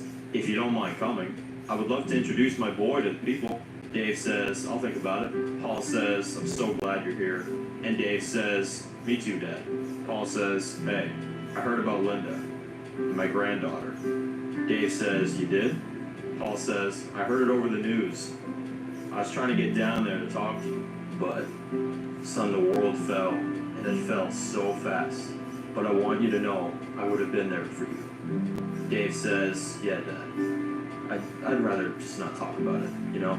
Paul says, "Well, son, why don't you come over for a drink later? We can catch up a bit before we go to the gathering." Dave has a smile on his face and says, "I'd love that, Dad." And Paul says, "All right, son. Well, make yourself at home." Damn. I'm liking it so far. It's pretty good. The sun is starting to set. Dave is walking the streets and we see people all dressed up on the way to the gathering they're having. And Dave walks past Owen and Owen walks past him and says, "Looks like Daddy came to the rescue." And Dave turns around and says, "Excuse me?" Owen says, "Oh, what? You want me to kiss your ass just because you're Paul's son? Let me tell you something. I've been in the military for many years, son. And the people always tell me I'm a really good judge of character. And I see you, pal." And Dave says, You don't know anything about me. Owen says, oh, I do. I have stared into the worst and most heartless murderer's eyes, and I know when people are holding things back. You don't fool me for 1 minute, Mr. Miller. And I know that the devil is calling for you. And there's only a matter of time before everyone knows who you truly are. Because silence can pose a greater threat than the difficult truth. And Dave looks at him directly in the eyes and says, well, what doesn't kill me might make me kill you. And Dave slowly walks away, and Damn. Owen says, yeah, enjoy the party. And Dave says, oh, I will. And he has a big smirk on his face as he walks away. God damn.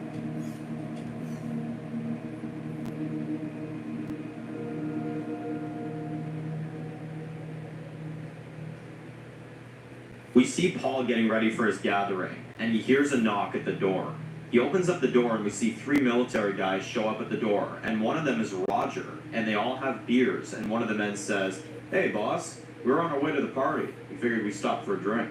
And they give a beer to Paul, and then we see Dave walk in, and Paul says, hey, son, everyone, this is my son, Dave. Roger shakes his hand and says, it is great to finally meet you, Mr. Miller. Your father has told us great things about you. Dave says, well, it goes both ways. Roger says, it sure does. You know, your father is the reason I'm standing here right now talking to you today. Our last tour in Afghanistan, your father saved my life about 4 times. All just to make sure I got back home to my family. Dave says, yeah, I always wanted to be like him when I was little. Paul says, hey, everyone, take a seat. We still got a little bit till the party starts. Dave sits down with all the guys, and one of the guys gives him a beer, and Dave says, nah, man, I'm good. And the guy says, oh, come on. When was the last time you had a beer? They're cold. Dave then gives in and says, all right, and he cracks it open. Yeah, you're right about that. You ain't taking this shit. Roger says to the guys, oh, and by the way, if anyone asks Owen where his beers are, tell him we brought some for the party, okay? Dave asks, and Owen is, Roger says, oh, he's my little brother. He's a bit rough around the edges, but when you get to know him, you'll be fine. Your father here says that in a few years he may finally retire and give the place to him. Paul says, well, I said it's a thought. And Roger asks, so Dave, what kind of crazy adventures you been through since the world went down the drain? Dave says, nah, fellas, you don't really want to know. And Roger says, hey, we're all adults here. Dave says, well, if you want the brutal truth, since the world fell, I've been hunting down the guy that murdered my wife and daughter. And about 3 weeks ago, I killed him. Paul looks at Dave and says, wait, you actually took him down? Dave says, yeah, with the help of some people. And Paul asks, who are these people that helped you? Dave says, an innocent family man that deserved to kill him just as much as I did. Roger says, so you're friends. Are they still alive? Dave says, I think so. But after I killed them, I left. I wanted a fresh start for myself, you know? Roger says, well, good for you. You took responsibility. I gotta ask, did it feel any different? You know, when you killed him? Dave says, I thought it would, but I don't. And Roger says, well, I feel for you, brother. The world can be cruel. And Dave says, but enough about me. What about you fellas?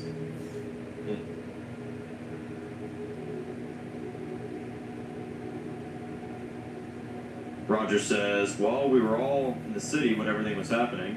Yeah, Dave But it John's all good happened about Lincoln, yeah. very fast. It was normal, and then I swear not even 1 day later, it was quiet. Nothing left of the world. Got me to And Lincoln. because of your father here, he gave us the courage to keep going. And I know it may seem like we got lucky, Jeez. but we weren't there for a while. But now we've got a safe place to live in. And you're a part of that, my friend. And Paul says, all right, it's almost time. We should get to the party. And everyone gets up, and Roger shakes Dave's hand again and says, we're honored to have you here, Dave. And Dave thanks him. And Dave, Paul, Roger, and the other guys head over to the party.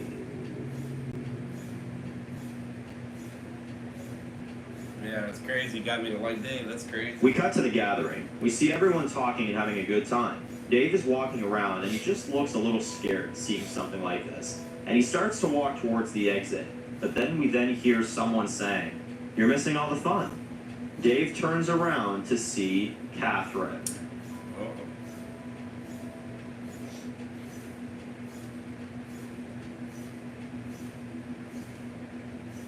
Dave says, I don't know if this is exactly my thing. Catherine asks, I wanted to see you. Are you okay? I know today was probably the craziest day of your life. Dave laughs a little bit and says, I got my father back, and I'm in clean clothes. This was a good day. And he sees Owen, and he's got a date with him, and they walk in, and Dave looks at Catherine and says, yeah, today was a good day. Catherine says, well, is there anything I can get for you? Dave says, I got one. You ever stop asking questions?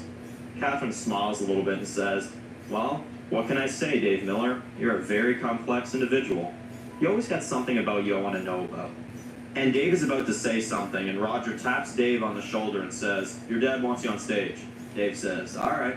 And Dave walks away, and after that conversation, he now looks a little bit more confident. We then see Paul get up on stage, and the crowd cheers for him. Dave getting some action.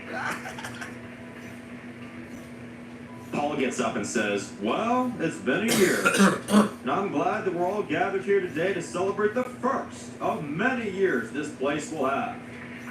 I also want to thank every last one of you tonight for not giving up, not just stopping, but we believed.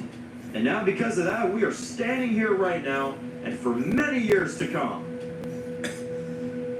And he then says, and now, I would love to introduce to all y'all my son, Dave Miller. Dave gets on stage and says, well, thank you for all having me. It's amazing to be able to see a room full of people like this again. And I want to say a big thanks to all you people for making my dad believe and give him the motivation to keep going after all this time. Thank you for giving me a new life and a new home. And the crowd cheers for him, and Dave comes off the stage.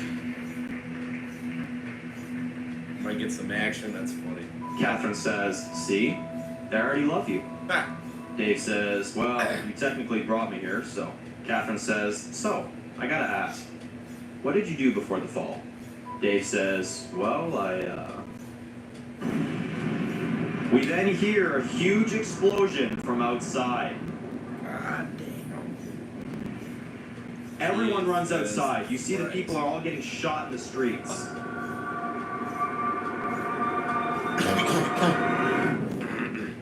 We then see it's the Vipers. They start killing a bunch of the residents, and everyone is running for their lives. Fucking hell. We see the guard was killed, and the gate is wide open. Dave and Roger shut the gate together, and Roger says, come with me. We gotta get to the armory. Some soldiers run to the armory, and they all get as many guns as they can, and then they start fighting back. Jesus. Christ. Goddamn Vipers. We see the Vipers slaughtering everyone in the streets. Then, all of a sudden, the military start killing a bunch of these Vipers. Bunch of bastards, bro. I can't stand them. Roger gives Dave a gun and says, you find one, you kill. Don't let them get away. Now go! Well, we don't need to worry about that. The military split off from Dave. They kill as many Vipers as they can. Meanwhile, Dave is running through the streets and he shoots one of them. But then, there's so much smoke that Dave can barely see what's in front of him. But when the smoke starts to leave, he sees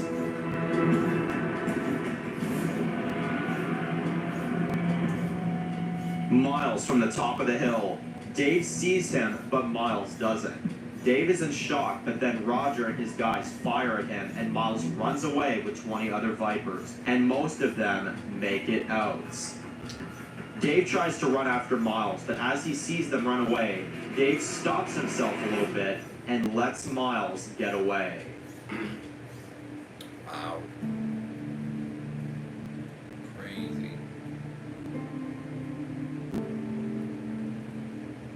We then see Dave walk up to Roger and he says, most are dead, but a few got away. And Roger says, let's go check on your dad. We see a Viper on the ground, and Paul has a gun clipped to his head, and he says, you think you won, don't you? Dave and Roger walk up behind him, and Dave asks, is this the last one? Paul says, only within our walls. And he shoots the last Viper and spits on him out of anger. And Dave looks around at all of the dead bodies in the streets, and everyone just looks completely speechless.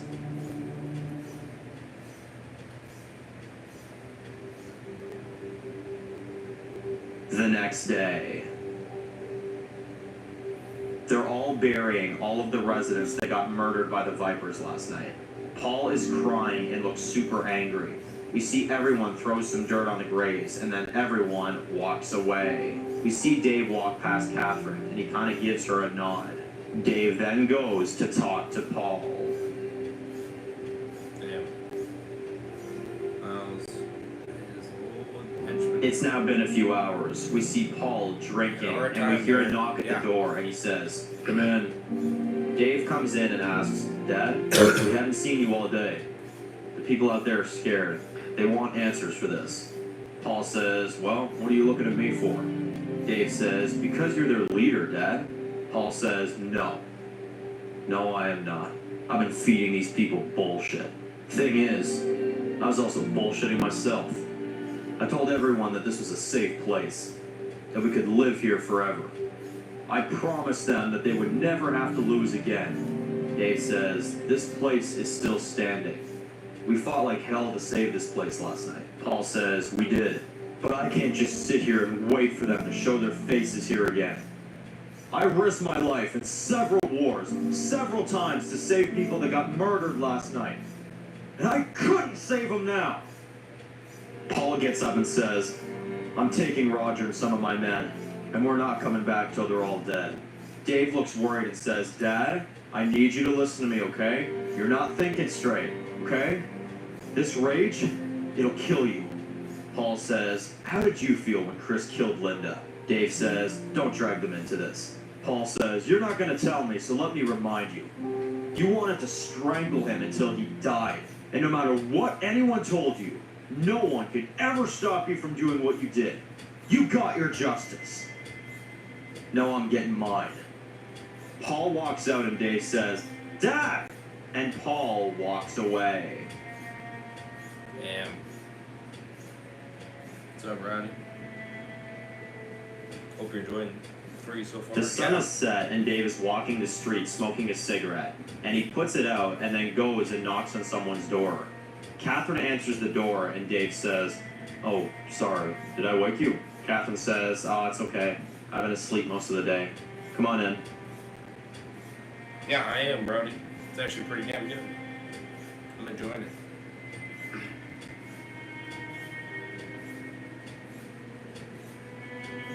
Dave sits down and says, "My dad left. He took Roger and some others with him." Catherine says, "What? Why would they just leave?" Dave says, "Believe me, I did everything I could to get him to stay, but he wouldn't stop." Catherine says, "Did he say he was coming back?" Dave says, "He wouldn't even talk to me." Catherine hugs him and says, "I'm sorry. We all spent the past year hiding from our fears.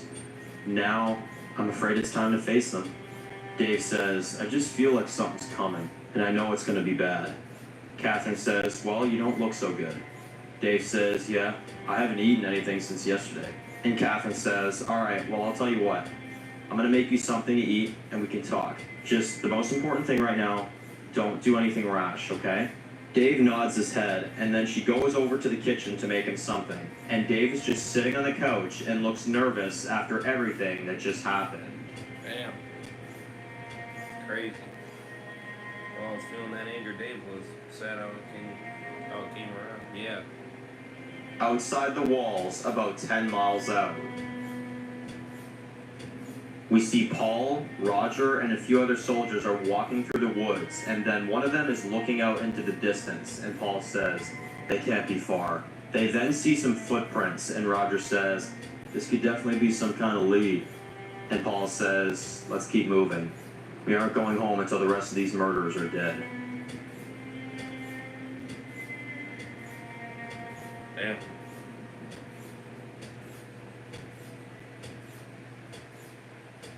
We then hear a voice over the walkie say, "You looking for something?"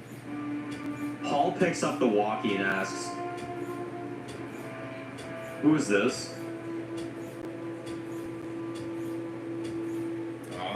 We reveal it's Lindsay, and she says, "Call me Lindsay. And you are the son of a bitch who murdered my people last night."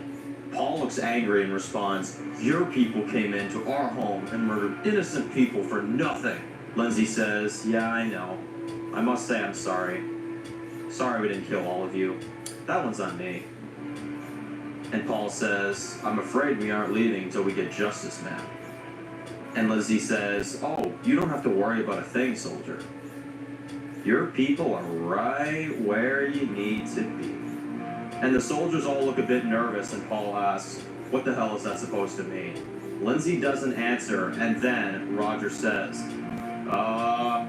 sir? Paul and the other soldiers see a couple dozen Vipers surrounding them from every direction.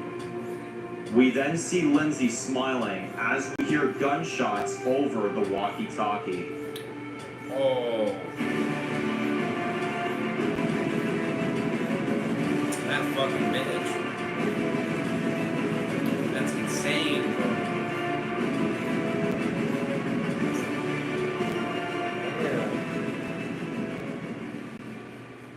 Back at Kingstonville, we see Dave eating rather quickly, and Catherine notices this, and Dave thanks her, and she says, of course. And then, we hear the guard at the gate yelling, they're back!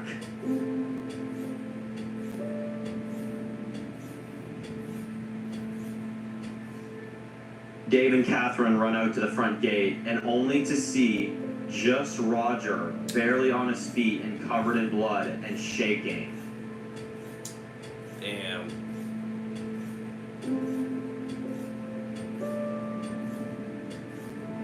Owen runs to his brother and asks, what the hell happened? Roger says, we tried to stop them. And he spits out some blood, and Dave says, where is my father? Roger says, we got ambushed. They came. We couldn't. Owen and the residents all look scared, and Dave looks terrified and walks up to Owen and says, give me your keys. Owen says, if you think you're going anywhere with my car, you're sadly mistaken. Dave says, hand them over, or your face is going to be nothing but mush. Now give me your fucking keys. And Owen gives them the keys, and Dave is getting in a car, and Catherine says, Dave, you can't go out there. It's too dangerous. And Dave says, I'll be back soon. No one leaves till I'm back. And Dave drives out to go find his father. Damn. Damn, this hurts. Truly. Dave is driving in the car and looks terrified. He stops and sees the military truck parked on the side of the road.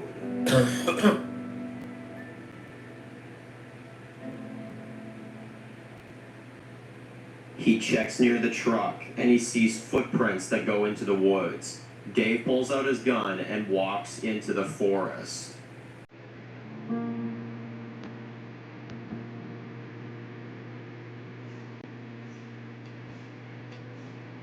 He walks through the woods, and as he keeps walking, we see the tracks go up the hill. Dave walks up the hill, and we then see blood in the grass and snow. Dave looks ahead and sees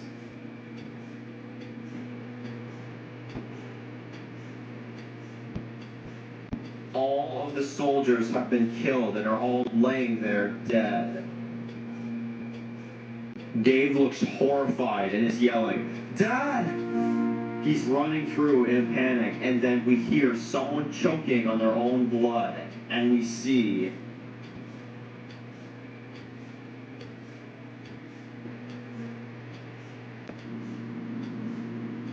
Paul is on the ground, and he's suffering. Damn.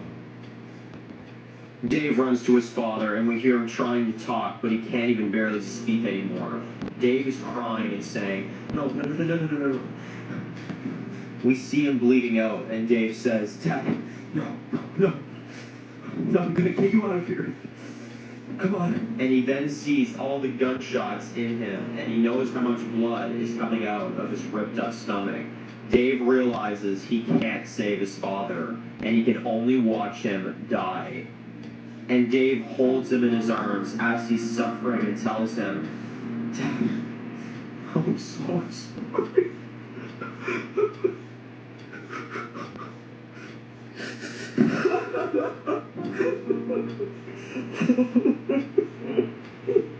He's holding him and tells him, "I will finish your fight.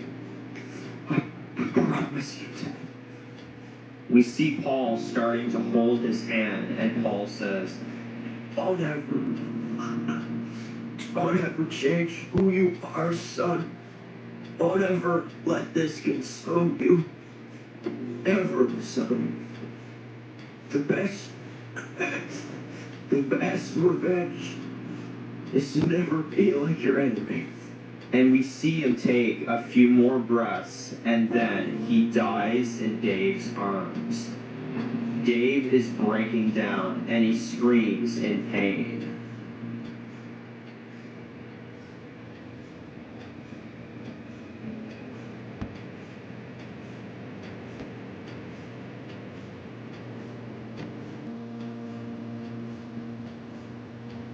He arrives back at Kingstonville. We see everyone run up to him as he reveals Paul's dead body to everyone. And Roger and the rest all look speechless, and Catherine tries to talk to Dave, but Dave says, "Just let me be." And he walks away, and down the street as we see everyone reacting to this. Damn. 1 hour later, Dave is sitting in his apartment crying, and we hear a knock at the door. He says, "Go away." We hear another knock at the door, and he says, "I said go away." Catherine then opens the door, revealing it's her, and she says, "Please, I wanted to check on you." And she tries to hug him, but he takes her off of him and says, "I should have been there. I should have. He starts to cry and says, "All my life, my father always kept leaving me. I never wanted him to go. I never wanted him to leave." Catherine says, "It's hard for a lot of kids to say goodbye to their fathers like that." Dave says, "No, because I'd be stuck at home with my mom. My mom would always be knocked out on whatever drugs she'd have on her. If it wasn't drugs, it was alcohol. So one night, she overdosed. I was only 6 years old. I just thought my mom was asleep. It's not like it was unusual. Yeah, asleep for 3 weeks. And as the days would go by, I would just watch her body rot. So my dad came through the door. I was just in my room playing with my toys, and for the first time in my life, I saw my father cry. And I never felt so horrible in all my life. After she passed, me and my dad moved to DC, never looking back."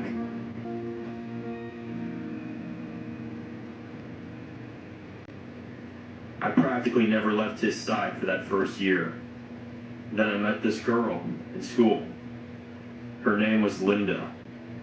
She was my best friend for years. And then she was more. I finally got that family that I never got to have growing up. Till some heartless piece of shit took that away. I lost my little girl. And the only thing that kept me going was knowing I was gonna give that son of a bitch what he deserved. After I killed him, I wasn't sure if I wanted to go on anymore. I would lay awake at night wondering sometimes, is this my last one? Then I met a stranger who needed my help, and I took it as a sign. Catherine hugs him, and Dave holds her and says, "And now the last piece of family that I had left is gone." And Catherine hugs him and says, "It's okay." As he's crying his eyes out, he's starting to have trouble breathing from crying so hard. And Catherine says, hey, breathe. Can you do that for me?" Dave says, "What are we gonna do? Now Owen's gonna be leading this place. My father was right, this place is as good as gone." Catherine says, "It doesn't have to be. There's gotta be a way. Someone can lead us through this." Dave looks at her and says, "Kath, go home." She says, "All right, I'm sorry for coming. I'll let you be."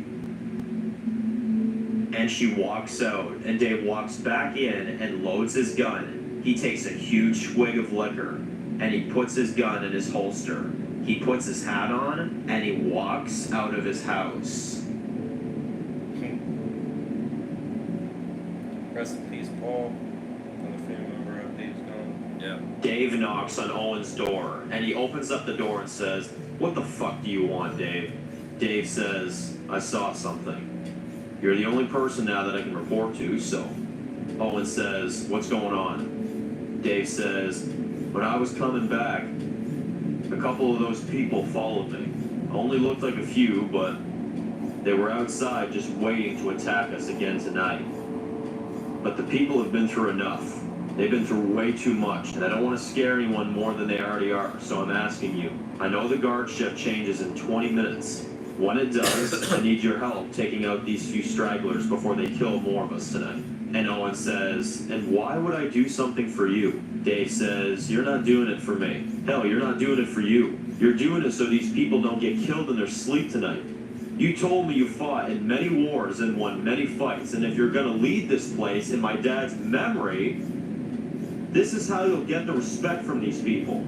Owen says, "Fuck. Fine. Meet me at the gate in 20. And Dave says, "You got it." Dave is done. He made a lie. Dave and Owen are walking through the woods, and it's very quiet, and Owen says, "So you said you saw them?" Dave says, "Yeah. They were following me back. I knew they were there, but I didn't want to take them on. Didn't want to risk it." Owen says, "Yeah. So you plan on sticking around? Now that your father's gone, I figured you'd run." Dave says, "No. My dad would want me to stay. And besides, someone's got to keep this place going." Owen says, "And you think I can?" Dave says, "I didn't say that." And Owen laughs at him and walks forward a bit and says, "I don't get you, man. You feel like you got something to prove, then why are we out here looking for them?" Dave says, "Because we're not." Damn. Fucking Dave. Savage. Dave pulls out his gun and points it towards Owen, and Yes. he turns around and looks pissed and says, "And there's the man I knew was in there all along." Dave says, "You got something to say to me? Go ahead. Say it. It'll be the last words you'll ever say." Owen says, "Why are you doing this?" Dave says, "Oh, now you want to talk?" Owen says, "I brought you here. I could have killed you back in that camp." Dave says, "Maybe you should have. You threatened me several times. Accused me of being someone that you didn't even know. And I'll tell you what. I'm guilty of the same goddamn thing. I accuse someone of being someone they're not. And guess what? That man saved my life, and I saved his." Owen says, "You're gonna pay the price for this. I promise you that." Dave says, "Oh, I have. Truth of the matter is, I've been paying the price all my fucking life." And everyone stands there and acts like they have the right to judge me when everyone's doing the same thing I'm doing. Surviving. Owen looks pissed, and Dave says, "And there's one thing I've learned.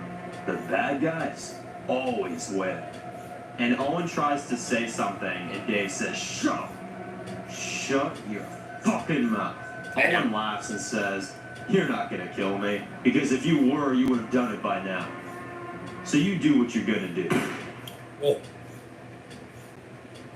I'm ass. And he shoots Owen in the head and ends his life. But then, we see Catherine steps out of the woods and says, "Dave?" Huh. We see she followed them, and she's now looking at Dave in fear. Dave looks at her, and he's covered in blood, and Dave holds onto his gun as Catherine looks a bit scared of him. And Dave doesn't look sure if she's about to try something. And she looks at him and asks, "So what do we do with him?" Ah.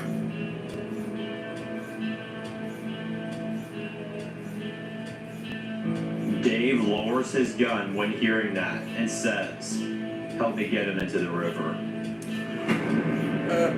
Dave and Catherine put his body into the river and let him drown. And Dave looks at her and says, "All right, here's the story.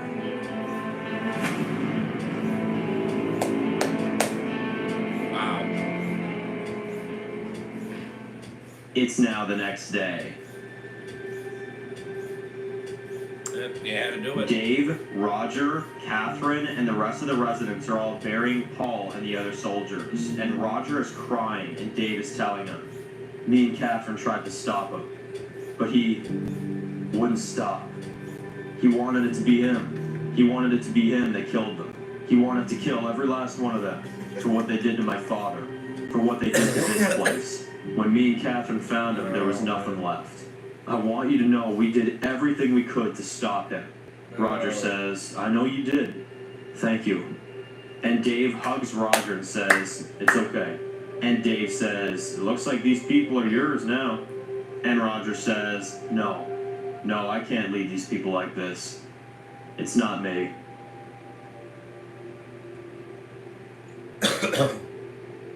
Dave says, well, who else we got? Roger says, I'm starting to think it's not a mistake my brother brought you here. And these people would love to have someone as capable as your father was to lead this place. You've saved these people several times. The people trust you. All the things you've done to kill the broken man that killed your family. I've talked to the residents, and you're exactly what these people need.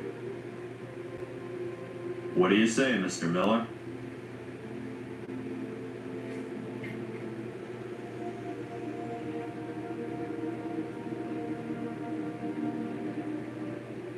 Two months later, we see Kingstonville is thriving and looks better than ever before. Dave is talking with Roger and some other soldiers and is saying, be back soon. Check the roads on the map. Roger says, you got it, boss. And Dave says, be safe out there. And Roger says, we will. Let's roll out. And we see Roger and a group of soldiers leave to try to track down the Vipers. As we can see, they've been looking for the Vipers for a while. We see him walking past Catherine in the streets, and he says, last night was fun. Catherine says, it was. Want to do it again? Dave says, yep, see you then. And Dave walks away looking the happiest we've seen him before. Catherine is the Outside of Kingstonville, Oh, yeah, we see Roger and the military soldiers driving, and Roger says, it's getting late. We should probably go home. All those gunshots and explosions can't be good. Another soldier says, we gotta make sure it's not them. The boss told us to make sure no Vipers get anywhere near home. Roger says, we should still update everyone just in case. The soldier says, yeah, you're right. Tell the boss we're coming back. Roger says, you got it. As he picks up his walkie, and then they hear church bells ringing as the timelines have connected.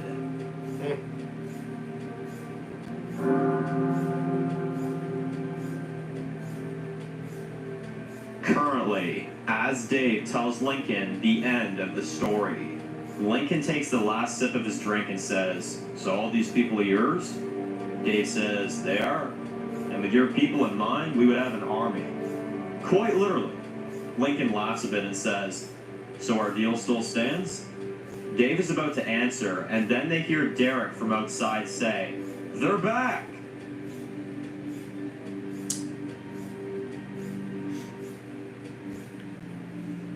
We see Lincoln and Dave come out and run to the front gate, and Roger steps out and tells Dave, we found them. A group of them at least. We took out all we could. Dave says, good job. And Roger says, but more importantly, we found out something while we were out there. Dave asks, what? As we see the family step out of the trucks, and Roger looks at Dave and says, we're not the only ones they're trying to kill. And we then see Haley steps out and says, Lincoln?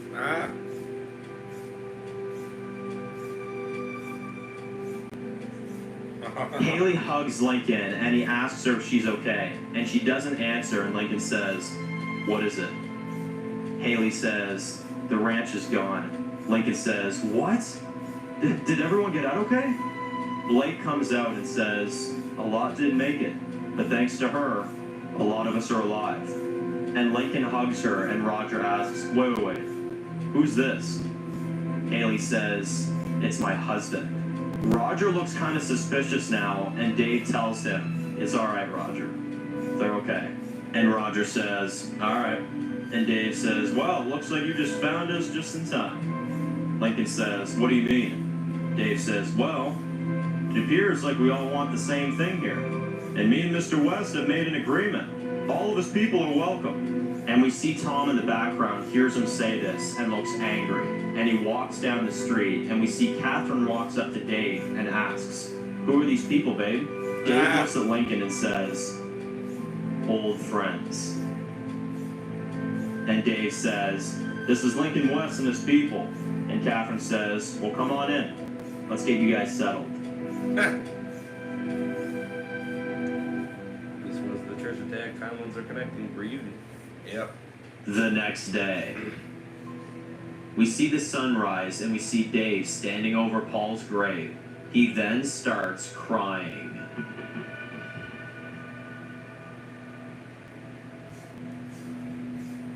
We see Tom walk up and says, "Fear? Regret? Pain? Oh, wait a sec. You don't feel any of those things." Dave says, "As far as I'm concerned, the only reason your friends are probably even alive is all because of me." Tom says, "Well, as far as I'm concerned, the only reason why my friend is laying in the dirt is because of you. Or the reason your father is laying here dead is because of you. In that case, we agree. It is because of you." Dave says, "I'm right here. You feel like you want to beat my face some more? You go right ahead. I've got nothing to lose anyway." Tom says, "All the things you do to people, all the horrible things you do just so these people feel sorry for you." Dave says, "These people are following me because I'm going to give them the revenge they deserve to get." Tom says, "Ah, so that's what you're telling them." Tom says, "Well, well, well. It would be so hard to do that if there were no Mr. Miller around." We see Dave has his hand on his gun, and Tom says, "But maybe, if the people are lucky enough, Paul may not have to be the only Miller they'll have to lose." And Tom walks away, and Dave looks like he wants to take out his gun, but he stops himself and gets his hands off his gun. Tom. In Lincoln and Haley's new apartment, Mr. Tom. we see everyone's in clean clothes and they're all talking around the table. Lincoln, Haley, Tom, Sydney, Luke, Kezia, and Blake. And Lincoln says, "We almost died up there yesterday. Our home is gone. I don't like this either. But we have a roof over our head, full stomachs, clean clothes, and more importantly, we're all together." And Haley says, "Most of us." And Lincoln says, "Yeah, look, this war is about to get worse than ever before. And we're so close. This is almost done. And mark my words when I say, Lindsay's gonna get what she deserves." Tom says, "You think these people will help us do that?" Lincoln says, "We're all gonna have to make it work." And Tom asks, "Well, these soldiers lost against these people once. What says they're not gonna lose again?" Lincoln says, "If they do, and if Dave can't do it, then this place will be ours." Damn.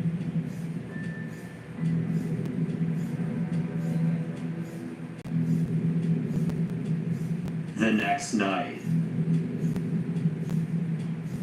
we see Dave is trying to sleep, but he can't. He walks outside and tells the guard, "Going for a walk." He walks outside the walls just to get out for a bit.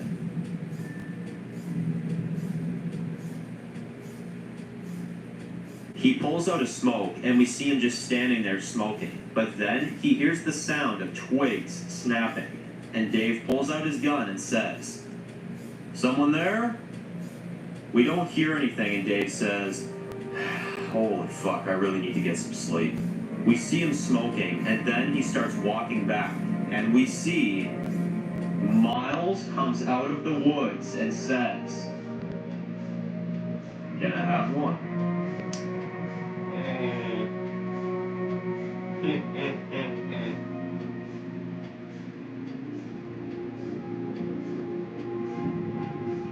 Oh, that's how it ends. Ah.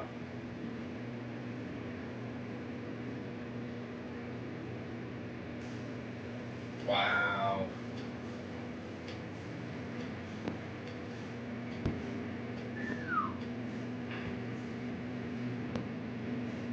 Oh, it's his name again. Crazy.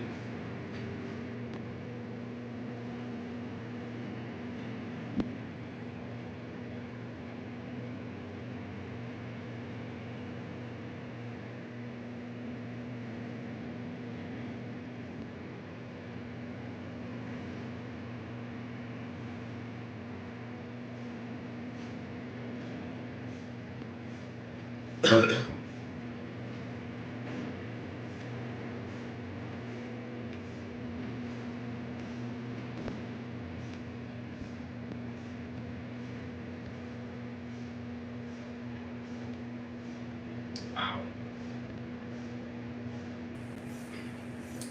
Wow, that was episode 4. Bad guys always win. Damn. Wow.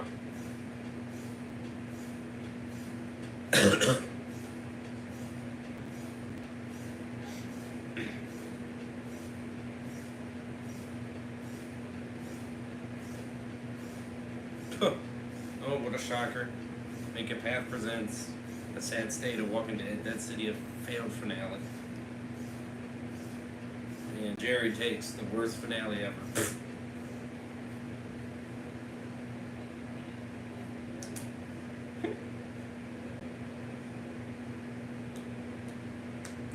Color me shock. Color me shock. Huh. Not surprised.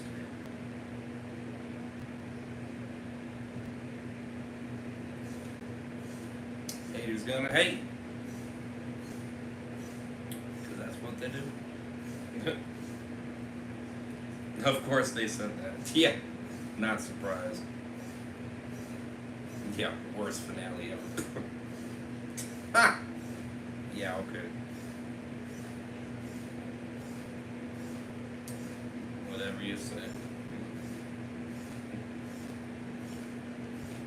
Not watching you now.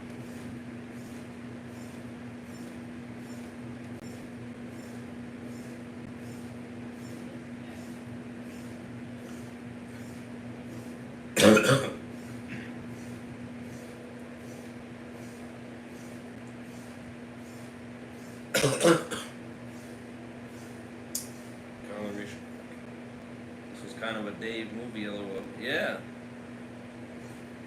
100%. So the next 2 episodes is episode 5, Survival of the Fittest, and episode 6, POW. Shorter episodes too, so interesting. But hey, not complaining. Always nice to get some shorter ones, so here and there.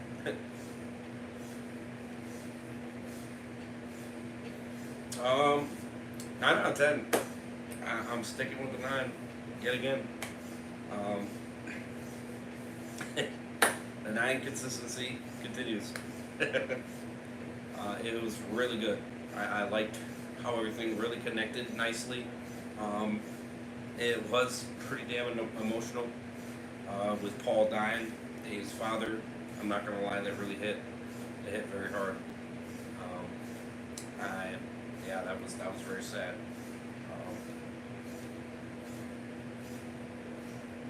It just shows how Lindsay how much of a scumbag that bitch is. It's insanity. It really is.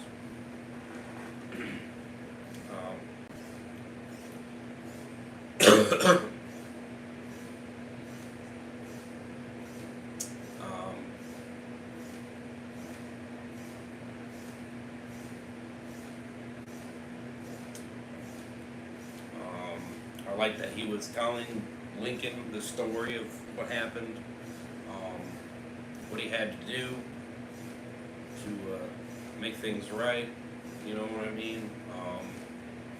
Poor Owen, but honestly, he kind of had it coming.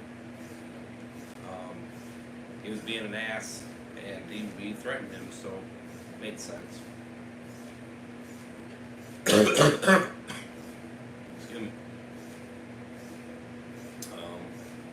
Tom and Dave, crazy tension. Still continuing, but they're still holding each other back. So, I mean, I hope they can be a little bit more on neutral grounds. You know what I mean? That one's kind of a hard one, for sure.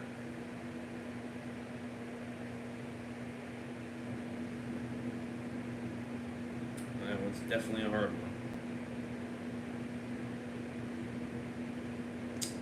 Definitely.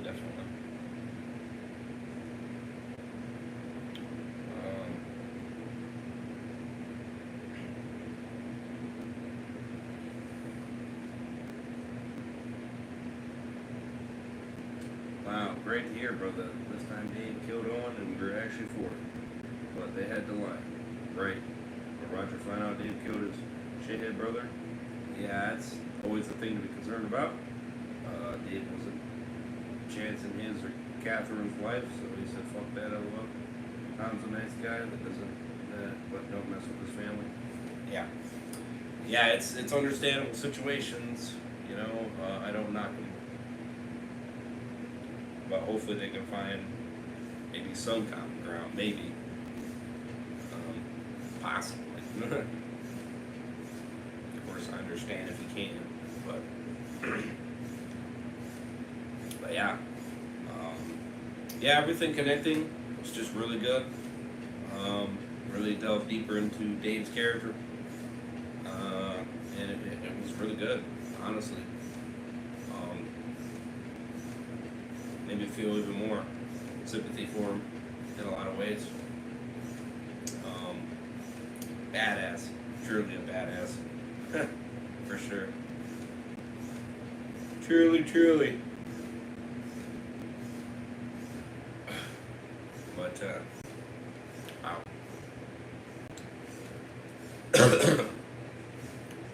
Crazy. Crazy.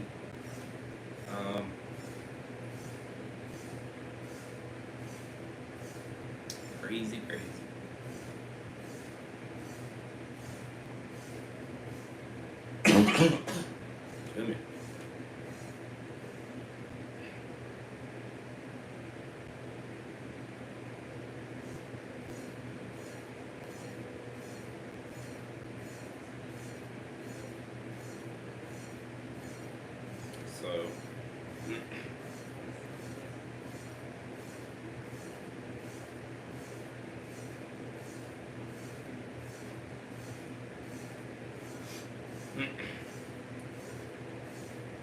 So yeah, 9 out of 10.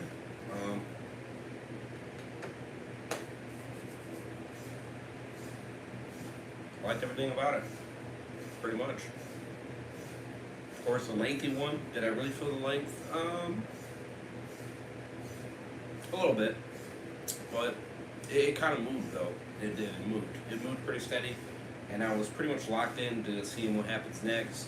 You know what I mean? As things kept moving, and I'm okay. I'm okay with that. If it's lengthy like that, but yet it could still be very good. I'm cool with that. You know. So, yeah. Yippers. So, how do you like the day? Like Dave is Dave. Bro's still Dave and does crazy things, but maybe we can use it for good things. Oh yeah, season 4 links to the big ones. Yeah, for sure. Yeah, I'm surprised. You got me to like Dave. So I guess W is for Dan. You were able to succeed. Excuse me. And yeah, very good.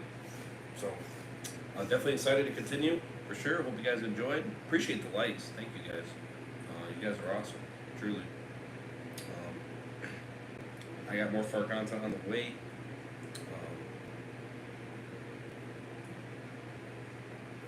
Excuse me.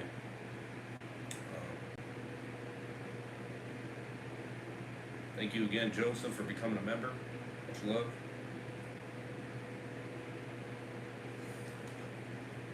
We're now about 40 away from 6.8K. That's insane. So appreciate the new subs. Much love, much love.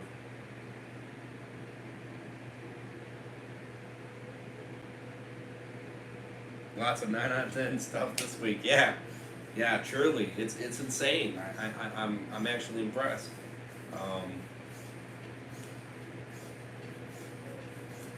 You know, I am impressed. I really am. You know, especially when that one Headshot Bros episode really took a dive on that episode.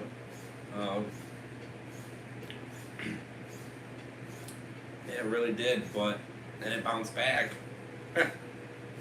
6 out of 10. I never thought I would go that low, really. And then the next one went up another 1.5 points.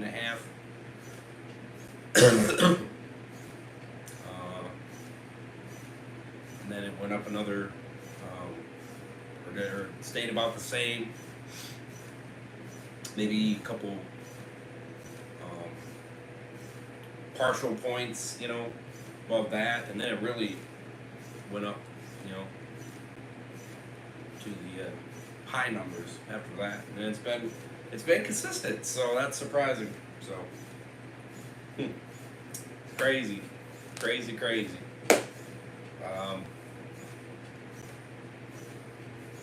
So yeah, pretty good. So definitely excited to do 5 and 6 of season 3 continuation. Hit that like button if you guys haven't. Would appreciate that. I would jump on the next 2 episodes sooner rather than later. You guys blew it out of the ballpark, and I do appreciate that very much. So episodes 5 and 6 will be during this week, within the next coming days. So stay tuned for that. Couple days here, I'll continue World Gone Mad series continuation. So you guys showed a lot of love and support. So I actually cried for this episode, wanted to get into the realness of it all. Yes, definitely. What's up, Mega Mads? How we doing? What's good, Rays? Want to see you checking out the show. Oh, my dude, lots of cool stuff me and Dan done for this show, for real. Yes, sir. We're great out for 4B and onward. Yes, excited to definitely get that. We're getting there. Getting there. So episode 5 and 6, that reaction will be later this week. I think the middle of the week or so, Wednesday or so, I'll be doing episodes 5 and 6. You guys blew the lights out of the water, so I appreciate that very much. Again, show love to Dan. Please do. Links for his channel and the playlist for his World Gone Mad universe in the description. Check them out. I would appreciate that. Also, Dan, I'm sure you'll probably make a playlist for Fly By Night. So when you do make that, definitely put it on the channel for sure. And I will.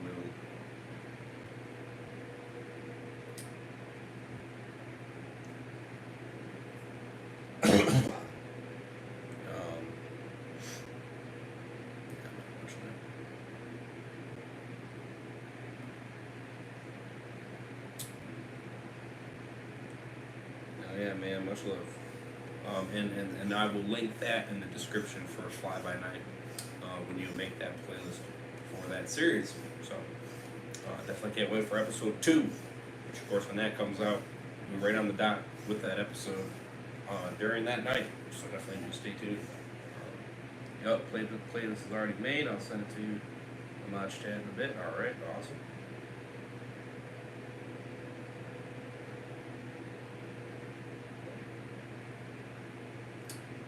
That'd be fire. Oh yeah. So yeah, got some more far content. We got 178. Thankfully, the Hedgehog Bros, they took a day break. Shockingly, they technically didn't, but with the story, they took a break. It was focused on the beavers, or the whatever you call I think you call them the owners of the channel.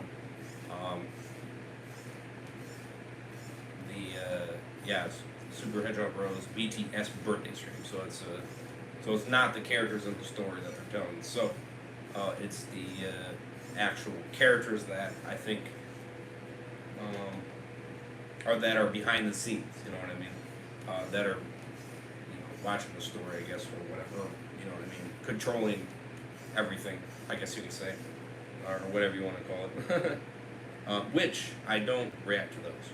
So because I don't care about them. I'm here to react to the episodes, not other live stream.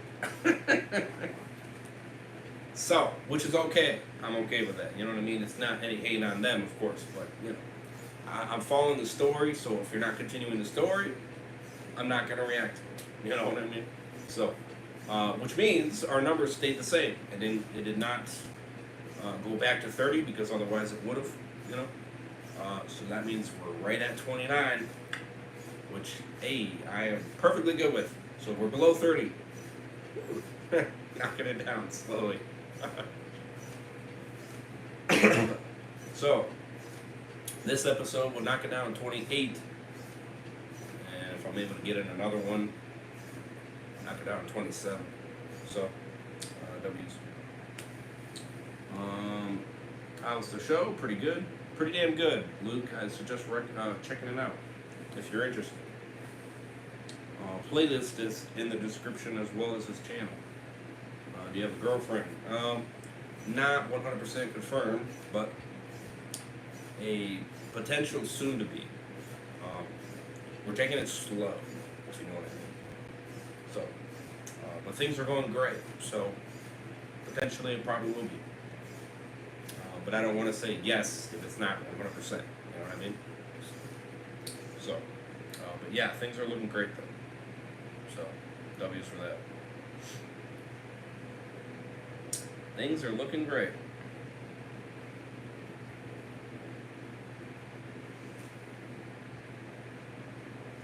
Oh yeah. Great to hear, my bro. Definitely. Hey, I need a girl in my life, you know what I mean? Relationship to me makes me more happy. Especially if things are going great, which, they're supposed to be. It adds more happiness to my life. It really does. I like somebody that enjoys me and I make them happy, they make me happy, etc.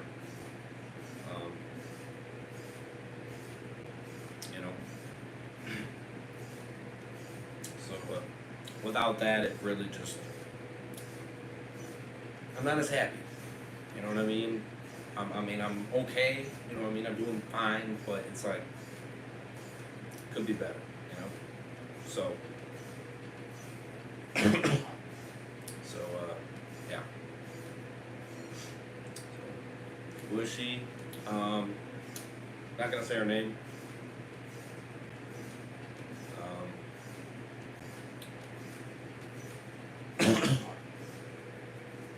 Not gonna say her name. You wouldn't know her anyway. She has not been on the channel. But if I don't have consent, I'm not gonna do that. I don't do that. So if she wants to be in a stream to show herself at some point, then that would be on her. But otherwise,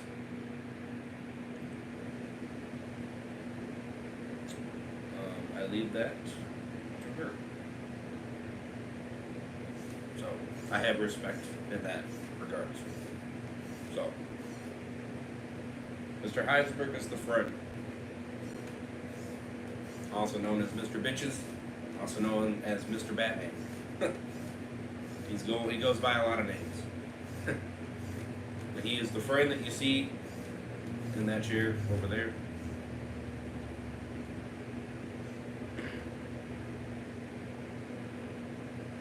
Mr. Eisenberg, my G, was on earlier. Yeah. He's cool. I like him. Yes. He is part of the channel in terms of entertainment with reactions with me and shows. Obviously, a lot of these shows he's already seen. And he's just reacting with me because he either loves it and he wants to watch it again with me, you know, to kind of discuss, you know what I mean, and kind of give his rehash on what he thought of it. You know what I mean? And then, you know, it makes it more entertaining. You know what I mean? So it's always fun to have him on. So, obviously, me, pretty much every show, pretty much, is all 100% my first reaction, and I've not seen it.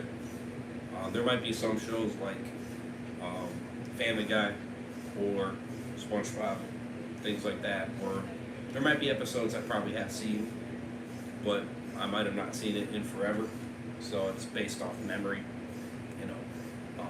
Some of it's nostalgic, some of it's not, you know what I mean? So you get some of those, but majority of the stuff I'm reacting to, I never seen. So since I known him,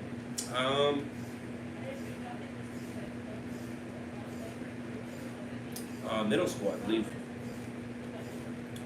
Yeah, middle school. Beginning of middle school, I believe.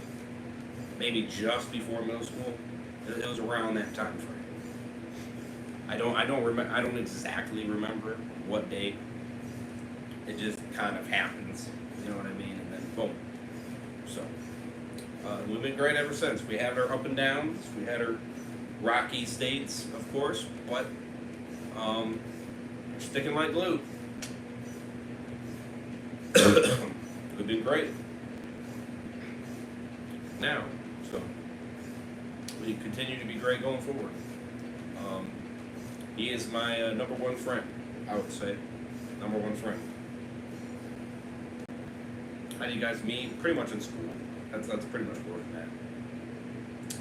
And then from there, we just kind of started hanging out more. Oh yeah, I forget about, you know, I feel bad for my homie Luis.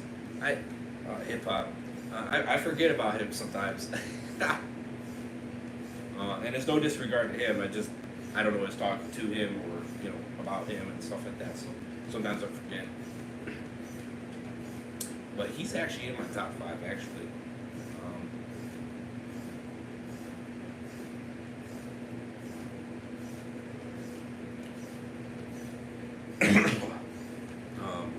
Two bros stick together, damn straight.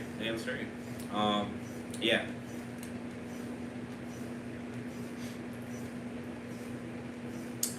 Heisenberg is number 1 for me. Do you have any other friends? Oh yeah, I have quite a bit of friends. Quite a bit of friends, actually.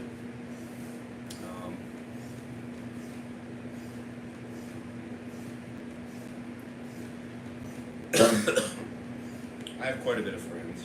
I have a lot. A good number of friends.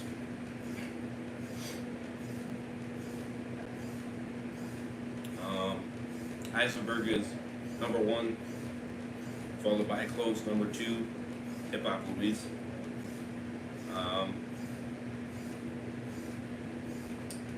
Number 2 is Hip Hop Luis, my man.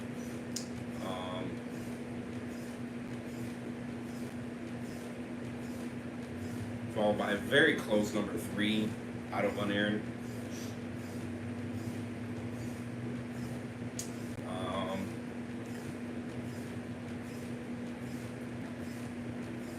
Number 4 is my man, Dan Reviews. Yeah, it's probably like, what? Damn. Yes, sir. Number 4.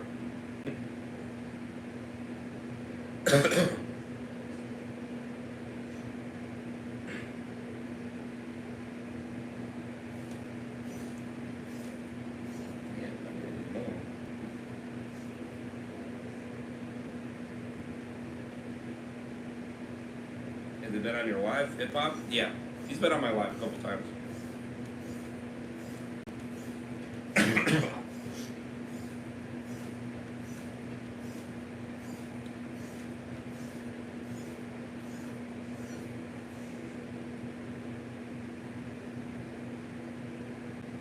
Damn, bro. Well, it's generally the same back, and yeah, you man, true, bro.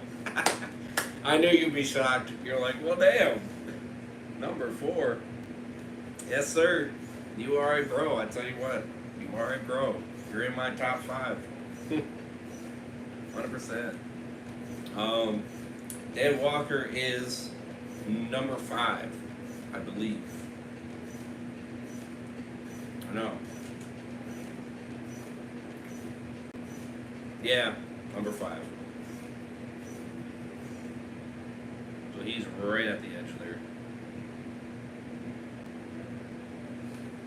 He's number 5.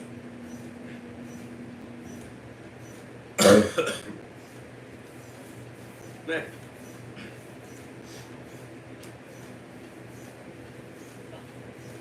You seem like a true bro, Dan. That's why I have you number 4. You're like, hell yeah. Number 6 is Van Cove. And then Walker Dead Storm. So, number 7. Close to number 7, Walker Dead. Number 8, Storm. They're pretty much tied.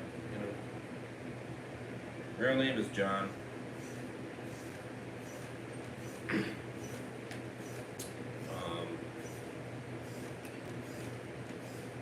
Yeah.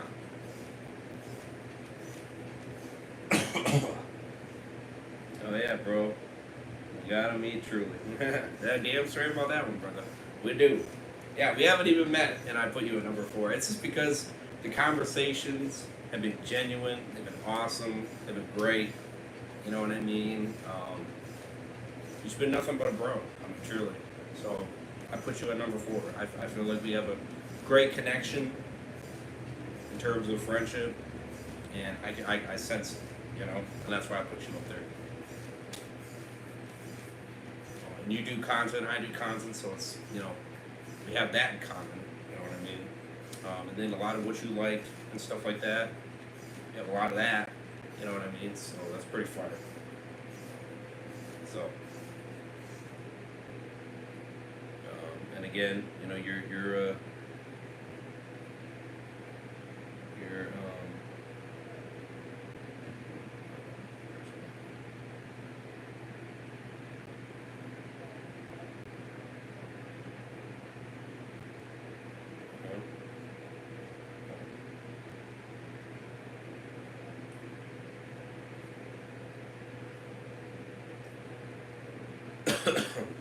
one of those people that I feel like I've met in like real life already. That's how, we're bros, definitely. Or am I at numbers? Well, Luke, I don't know you, so I can't put you on the list. These are just people I've gotten to know pretty damn well. You know what I mean? I've gotten to talk to them. I've gotten to, well, some of them I've met, obviously. I hang out with, a good a portion of them. But some of them I've just gotten to know very well through actions, whether it's on Fortnite or games, you know what I mean, and we get to chat back to each other, you know what I mean. So then we grow a connection, you know what I mean. So I'm not gonna put just any random Joe on there, I don't really know you, Luke. You know what I mean. And if you are a youngster, from what I know, then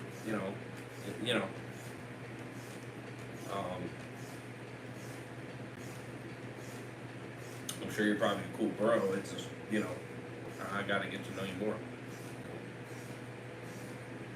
So, who's the youngest? Out of the group.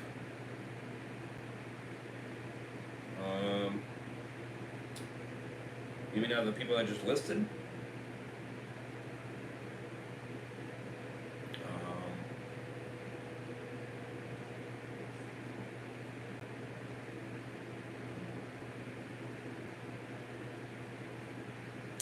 Maybe, I don't know. It could be Dan or Walker Dead. Could be. Yeah, it could be. I don't know. I don't really pay attention that much to age. 100%. I'm 20, so not sure where that compares,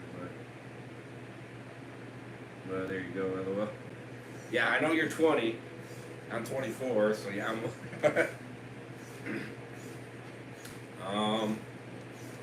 I think Walker Dead is 20, isn't he? I thought he was. Or is he 21? Yeah, I don't know. I'm not sure. 100%. Excuse me. Who's the oldest? Out of the group, hip hop. Hip hop is 24. Same age as me, however, his birthday is in December. So he'll turn 25 before I turn 25. So he's older than me by a couple months.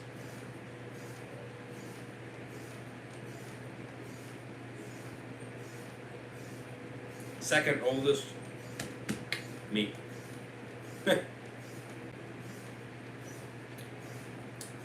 Third oldest,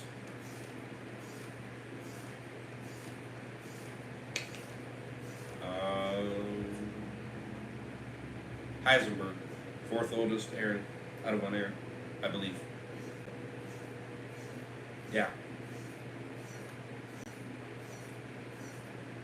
So you are old. Well, I mean, if you consider me that, I've met older people that are older than me, and they call me a youngster. So, so define that as you will.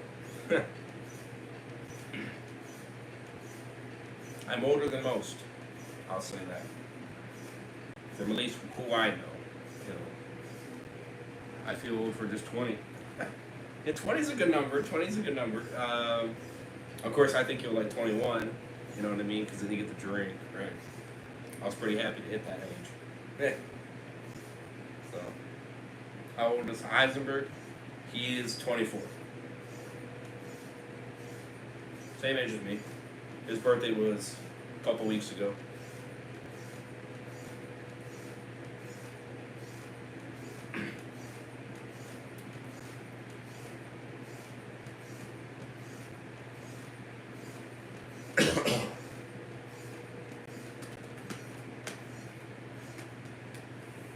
Yes, sir. Be 21 in 2 months.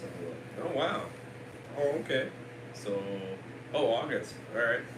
Hell yeah.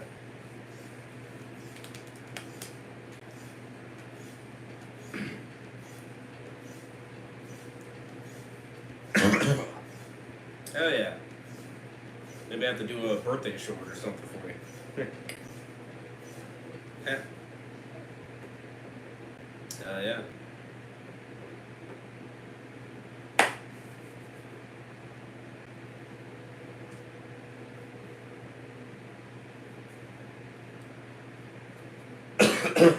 Excuse me.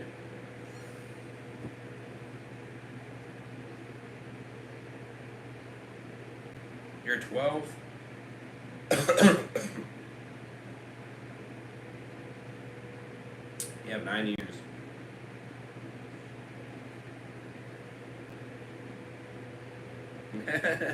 Hey, let me know when yours is. I'll do the same. February 23rd. That's when my birthday is. Or that's when my next birthday will be. February 23rd.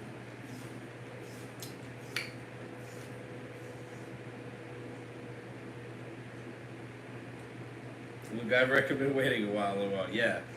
Yeah, you got a while to go, buddy. You got 9 years. You got 9 years. You'll be 21. Noted. Is it 2 weeks or is it 2 months exactly from this date? Or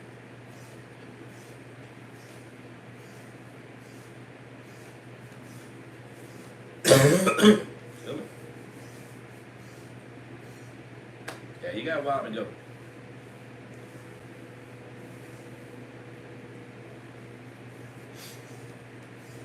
Like I said, I appreciate you wanting to be my friend, but you're pretty young for me. You know what I mean? In terms of friendship, you know what I mean? I'm not really friends with that young. I mean, I'm neutral with them, but you know, it's just or I'm cool with them, you know, but I try to stay within the same ball group, you know what I mean? No offense to you or anything. It just seems kind of odd, you know what I mean? But nothing against you. But I'm in Canada, you can drink at 19. Yeah. August 9th? Oh, okay. You drink at 19? Damn. Alright. Well, then never mind. Then you have 6 years. Still a hot minute, though. Give me August 9th, I'm 21. Where the fuck did time go? Oh, time's cruising there, Dan. It is cruising.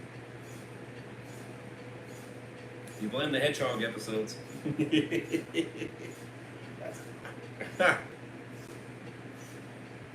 Because, you know, they keep doing one every day. Every day, every day, every day, every day, every day. You know what I mean? It just keeps going, just keeps going. They're already past episode 200, literally. They're at episode...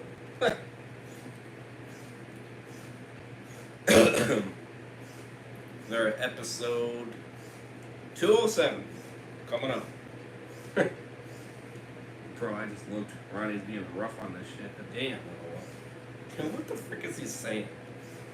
Good Lord.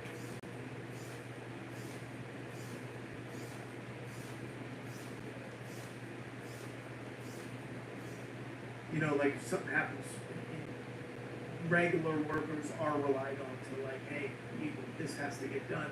But when you're a temp worker, they don't bother you. And you get paid every week, you know. Now you don't have health insurance. I mean, like right now I got health and I got dental, and which sucks though, man. Like, it's good, but it also sucks. Like, here's how they get you with dental. I recently ran into this. Dental gives you $1,500 coverage per year, right? And you know, with vision, I did this with vision. I got glasses and contacts now. How now you're vision talking about works that is city, they so give that you shows how much $200 she a doesn't year. like it.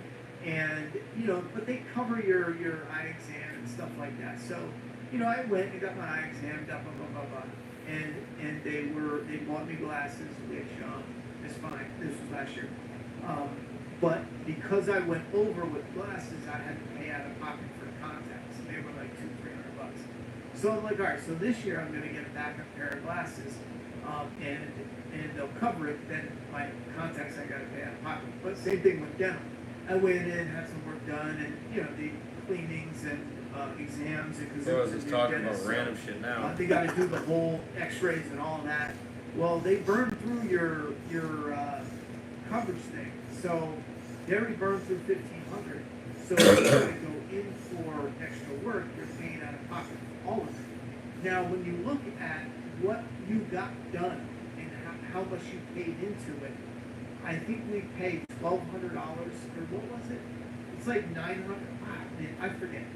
Let's just say it's like $900 I pay. They see like with the chat, because I can only see part of the chat. But they cover, I think it's like $1,200, but I'm just saying.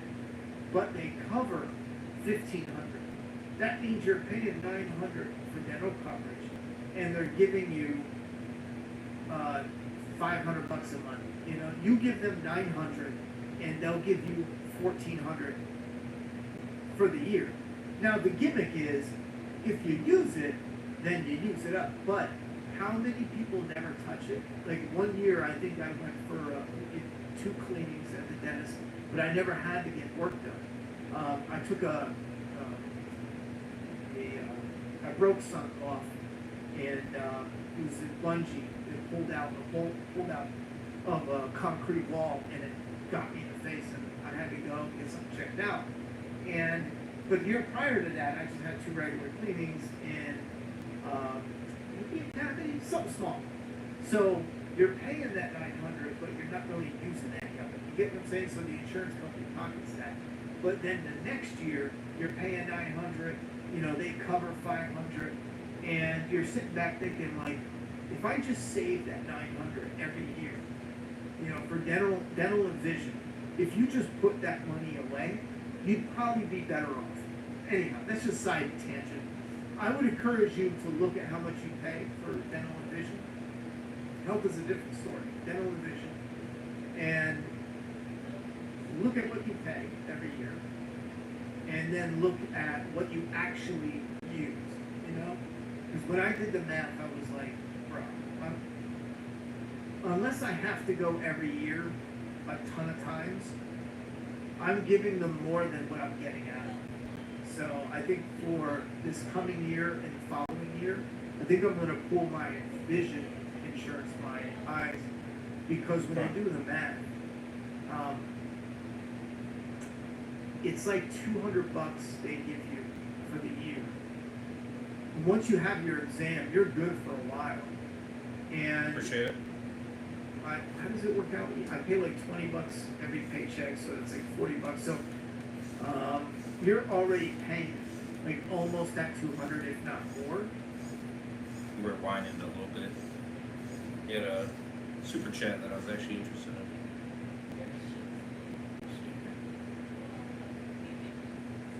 He's gonna take over as temporary boss at the end of this month.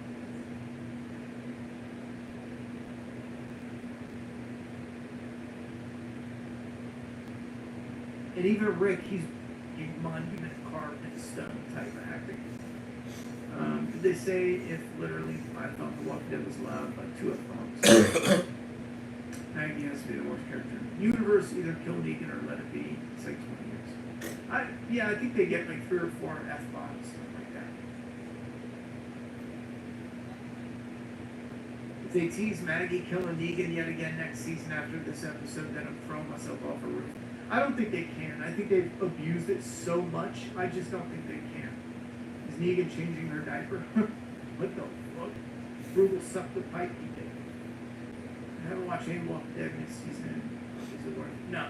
I don't think any new Walking Dead's worth it. Writing for the show is garbage. It is. We are almost always killing Negan. If they really killed him off, I'm just not going to care. And here's the problem, too. When you rewatch it, I should go back if I have time and clip it. How many times do they stab this fucking guy? It's unbelievable. Because I know she like stabbed him in the shoulder last season, and then now she stabs him in the back. And this fucking character is It's not surprised. deep Yeah. stabbed. Yeah, I'm trying to see the. Spin-offs to make one show. They should. Would you consider doing stream? No, not that one. I thought that was the one. Oh, here it is.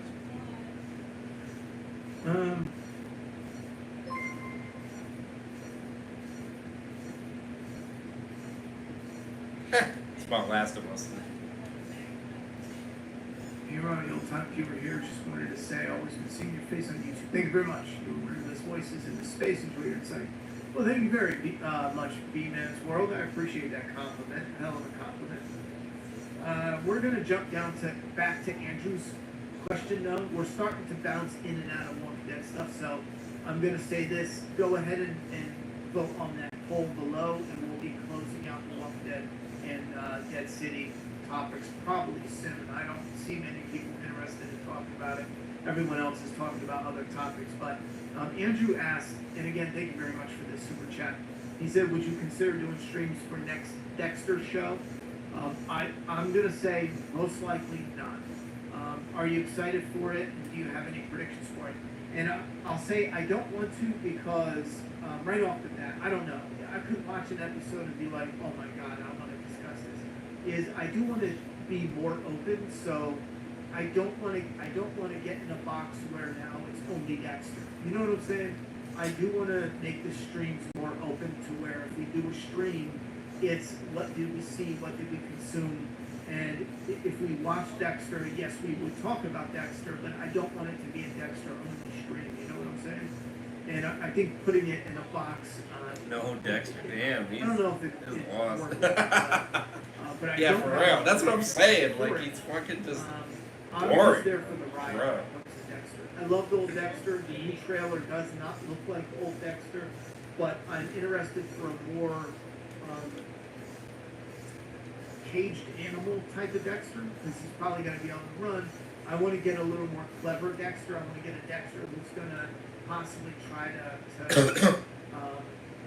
set things up to make it seem like he is innocent, but maybe on the run. I don't know how they're going to do it. I want to see a Dexter that's putting all his brain power to work on everything. Well, then you got a simp like Mary over there. Ronnie, I'll follow you But wherever. also like a caged animal type of Dexter. That's what I want to see. Got 'Cause fucking before simps we like saw, that. Like the Batman Dexter, where he had his, all his clean life getting caught. So now we have like, oh, though it'd be one moment, it'd be 130 minutes. It's what they do after that that would really determine. And I don't know, even if they do a great review, I don't really know that. once you wrap that up, the franchise still is ruined. I don't rock Because people are John there for Cena. Ricky Negan, Both actors don't Pretty want much to about commit it. to a I lot don't really of know the film. rest. It's already not going to work. Why would Negan trust Maggie after getting backstabbed literally just to kill the widow? Yeah, here's another thing. You get Negan going like, I'm going to kill them all. And then Maggie stabs him in the back and he thinks like, okay, yeah, we're buddies. Bro, the bitch has got to die, you know? Oh, yeah. The Walking Dead is best when it submerges itself. Falling River Dam. Illuminators community gets do you or not? I mean, I like The Rock and John Cena. That's about it. The rest, I don't really know, so I can't really give you that opinion. I don't really watch that WWE stuff. I don't really get into it. Realism. I agree. But now the show is one giant theater performance from the beginning. We would have had a more comic accurate Negan for real. So the new Power Rangers movie this weekend, 28 years later. They're just playing what Negan to kill Maggie. It's stupid. Maggie needs to give Negan. Did you We say would this? have had a more comic accurate Negan for real. So the new Power Rangers movie this weekend, 28 years later. Oh, I get it now. They're doing all those flips and shit. Stupid. Maggie needs to get or end the show. Wait, and Herschel. Oh, Maggie and Herschel. I watched that. Still wonder if it was all. Yeah, that's the thing. I don't even. I'm glad you're still interested, but I don't give a fuck what we're gonna do with the Dom and Herschel. I don't care. Like when they come back for season 3, like I still want them to do something good with Maggie, just in case they have a reunion episode down the road.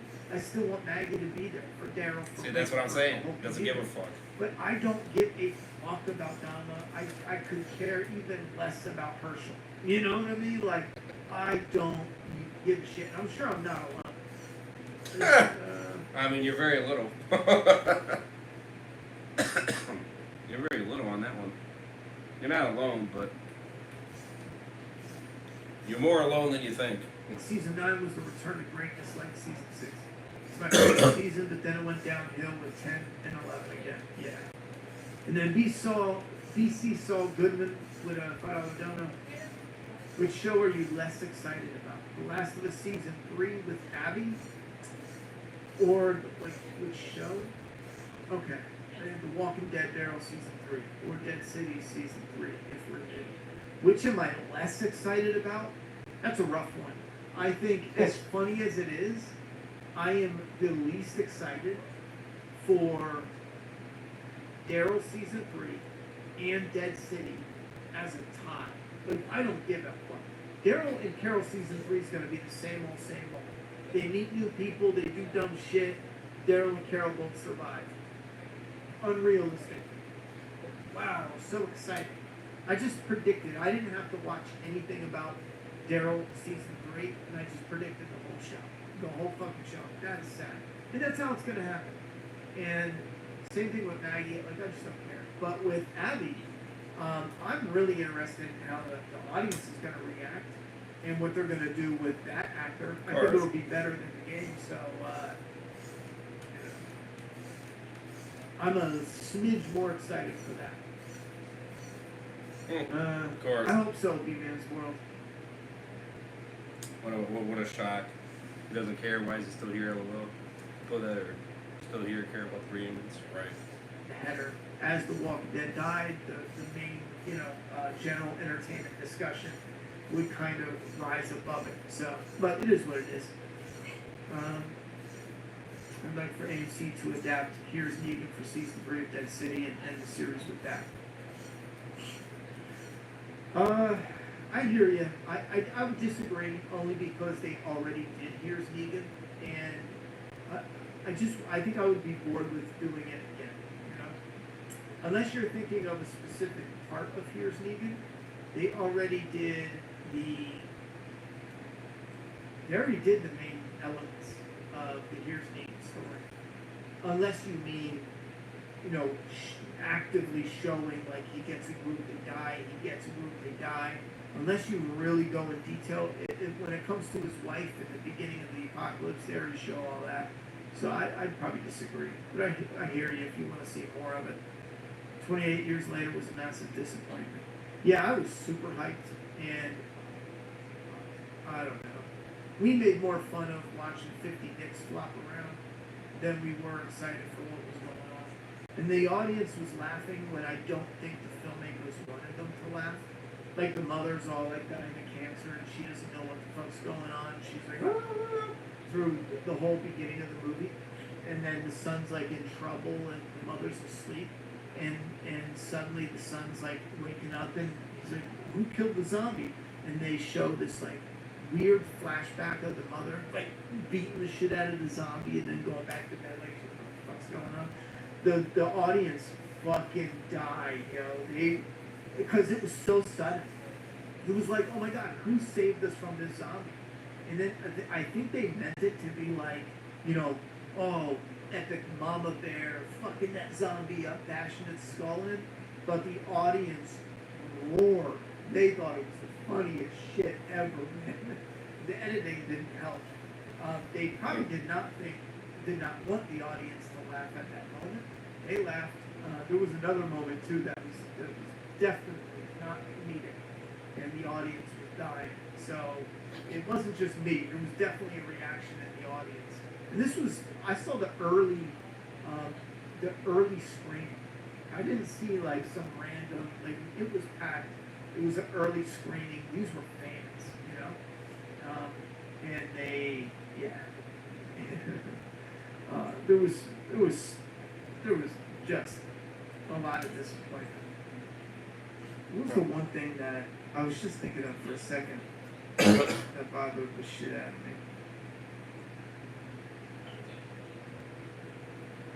All that. So I'd probably disagree, but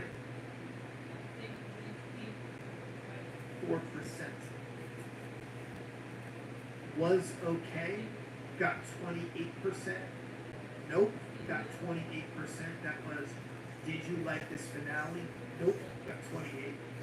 And then so much yes got 8%. So at least for the viewers here, the audience is not feeling Dead City, which I'm not surprised. This episode sucked. Sucked pipe, yo. Your opinion. Well, thank you very much, Mary. I think for right now, especially now that I don't have the stress of living off of YouTube revenue, for now I think I am putting everything on. Because the idea of Make Pat Presents was, you know, that was like a production company. And everything I do, whether it's a gaming stream, edited video, this, and this, you know, it would be put under Make Pat Presents. Even when we eventually filmed a short, like a short horror movie, we have some, I say we, but, you know, there's some in the works that I would love to get, I mean in the works, like scripting phase, that I would love to do.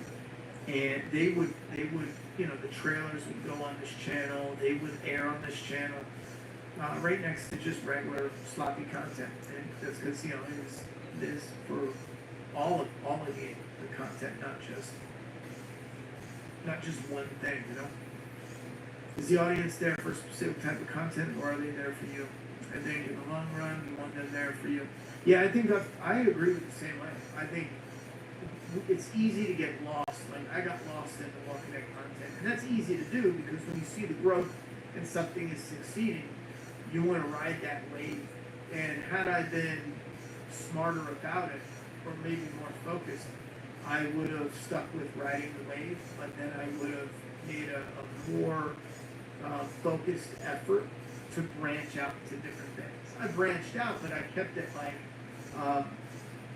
like we did The Walking Dead, Better Call Saul, The Walking Dead, Breaking Bad. You know what I'm saying? Like we had The Walking Dead, Game of Thrones, where we had it, and they were like main topic, sub-main topic, and we bounced around a lot like that. I would have spread it out equally, so The Walking Dead built up the channel, but then we went into like general entertainment and made that the header. As The Walking Dead died, the main, general entertainment discussion would kind of rise above it. So, but it is what it is.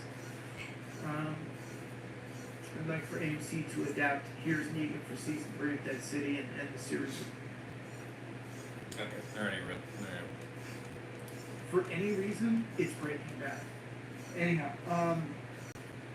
so I love Return of the Living Dead. Like, love it. It's one of my favorite 80s zombie movies ever. And I grabbed, obviously, I love physical media. I always want to have a library of movies now that they're moving away from making movies that you could buy. And so I picked up the Return of the Living Dead. It's got the Tar Man in his little barrel. The back is boring. I hate when they do boring backs, but Tar Man, I thought it was great. It's in 4K. I watched it. I loved it. It's a 3-disc set. You got, the tar. You got the girl that screams, "I'm in pain. We're in pain." You got all the guys there. So love this 3-disc 4K Blu-ray special features. You name it. Made by Shout Factory. So that's great, right? And then, and I'm very much against buying a Blu-ray or a 4K movie twice. I'm against it. Well, not Blu-ray, but yeah, Blu-ray, 4K. If you have a Blu-ray, you buy a 4K, that's fine. But I'm definitely against, as long as the movie looks great and you have a great case, for me, that's it. I'm fine with upgrading. Like I had a $5 BT, Blu-ray, and then I upgraded with a 4K Blu-ray Steelbook. Also loved it. Long story short, I'm against double buying the same fucking movie. However, I could not turn this down. It's the Return of the Living Dead. Same shit I just showed you, which is the 3 discs, literally the same exact discs. I think the inside artwork is different, however. Check. Yes, it is different. Okay, yeah, not surprised. Not surprised at all. Also not surprised, Eddie said, more excited for Abby Season 3, of course. What a shock. What a shock, what a shock. I'm so surprised. Not surprised at all. Yeah, for real. Not surprised at all.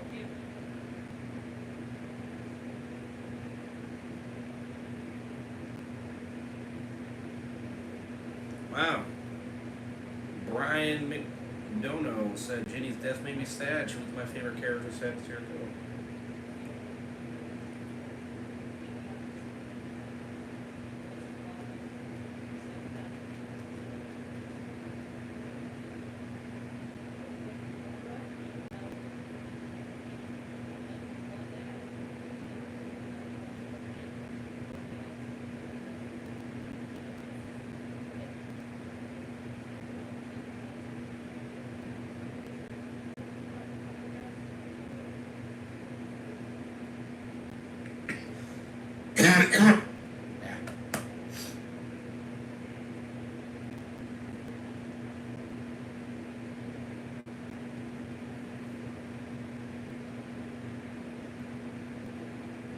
Okay. I'm getting a lot of support on that Dead City finale. Over 300 views. Insanity.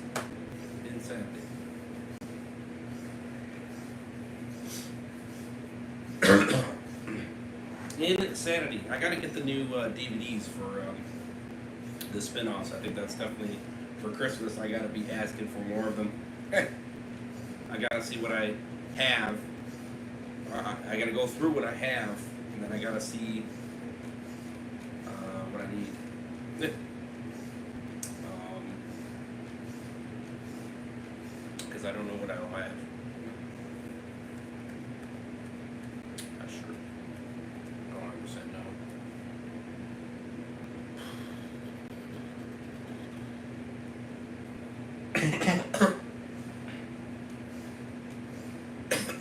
Excuse me. So I'm doing what Dan does, collecting every DVD season, of every show for Walking Dead.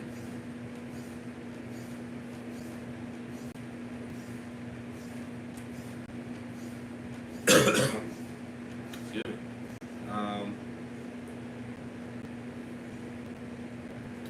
So yeah. All right. Yeah. I love collecting for sure. For sure. I don't know which one I'm on. I don't even know. Did I finally finish Walking Dead? Or did I finish Fear? I think I finished Fear.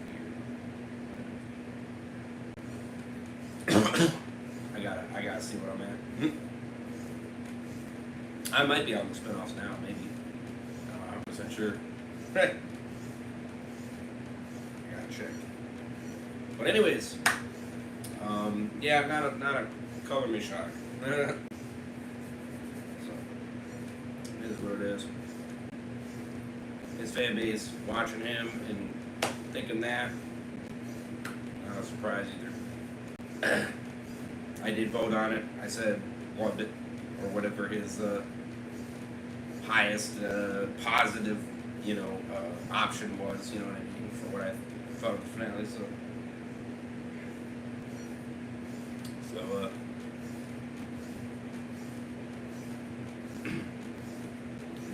I was part of the 8%, but you know what? That's okay. I'm happy to be the 8%. I'm A-OK. I do not care. I liked it, I liked it. I don't give a damn. So, we're going to end it here. Hit that like button. Hit that subscribe button. Would appreciate it very much. My voice is kind of somewhat coming back, so W's on that.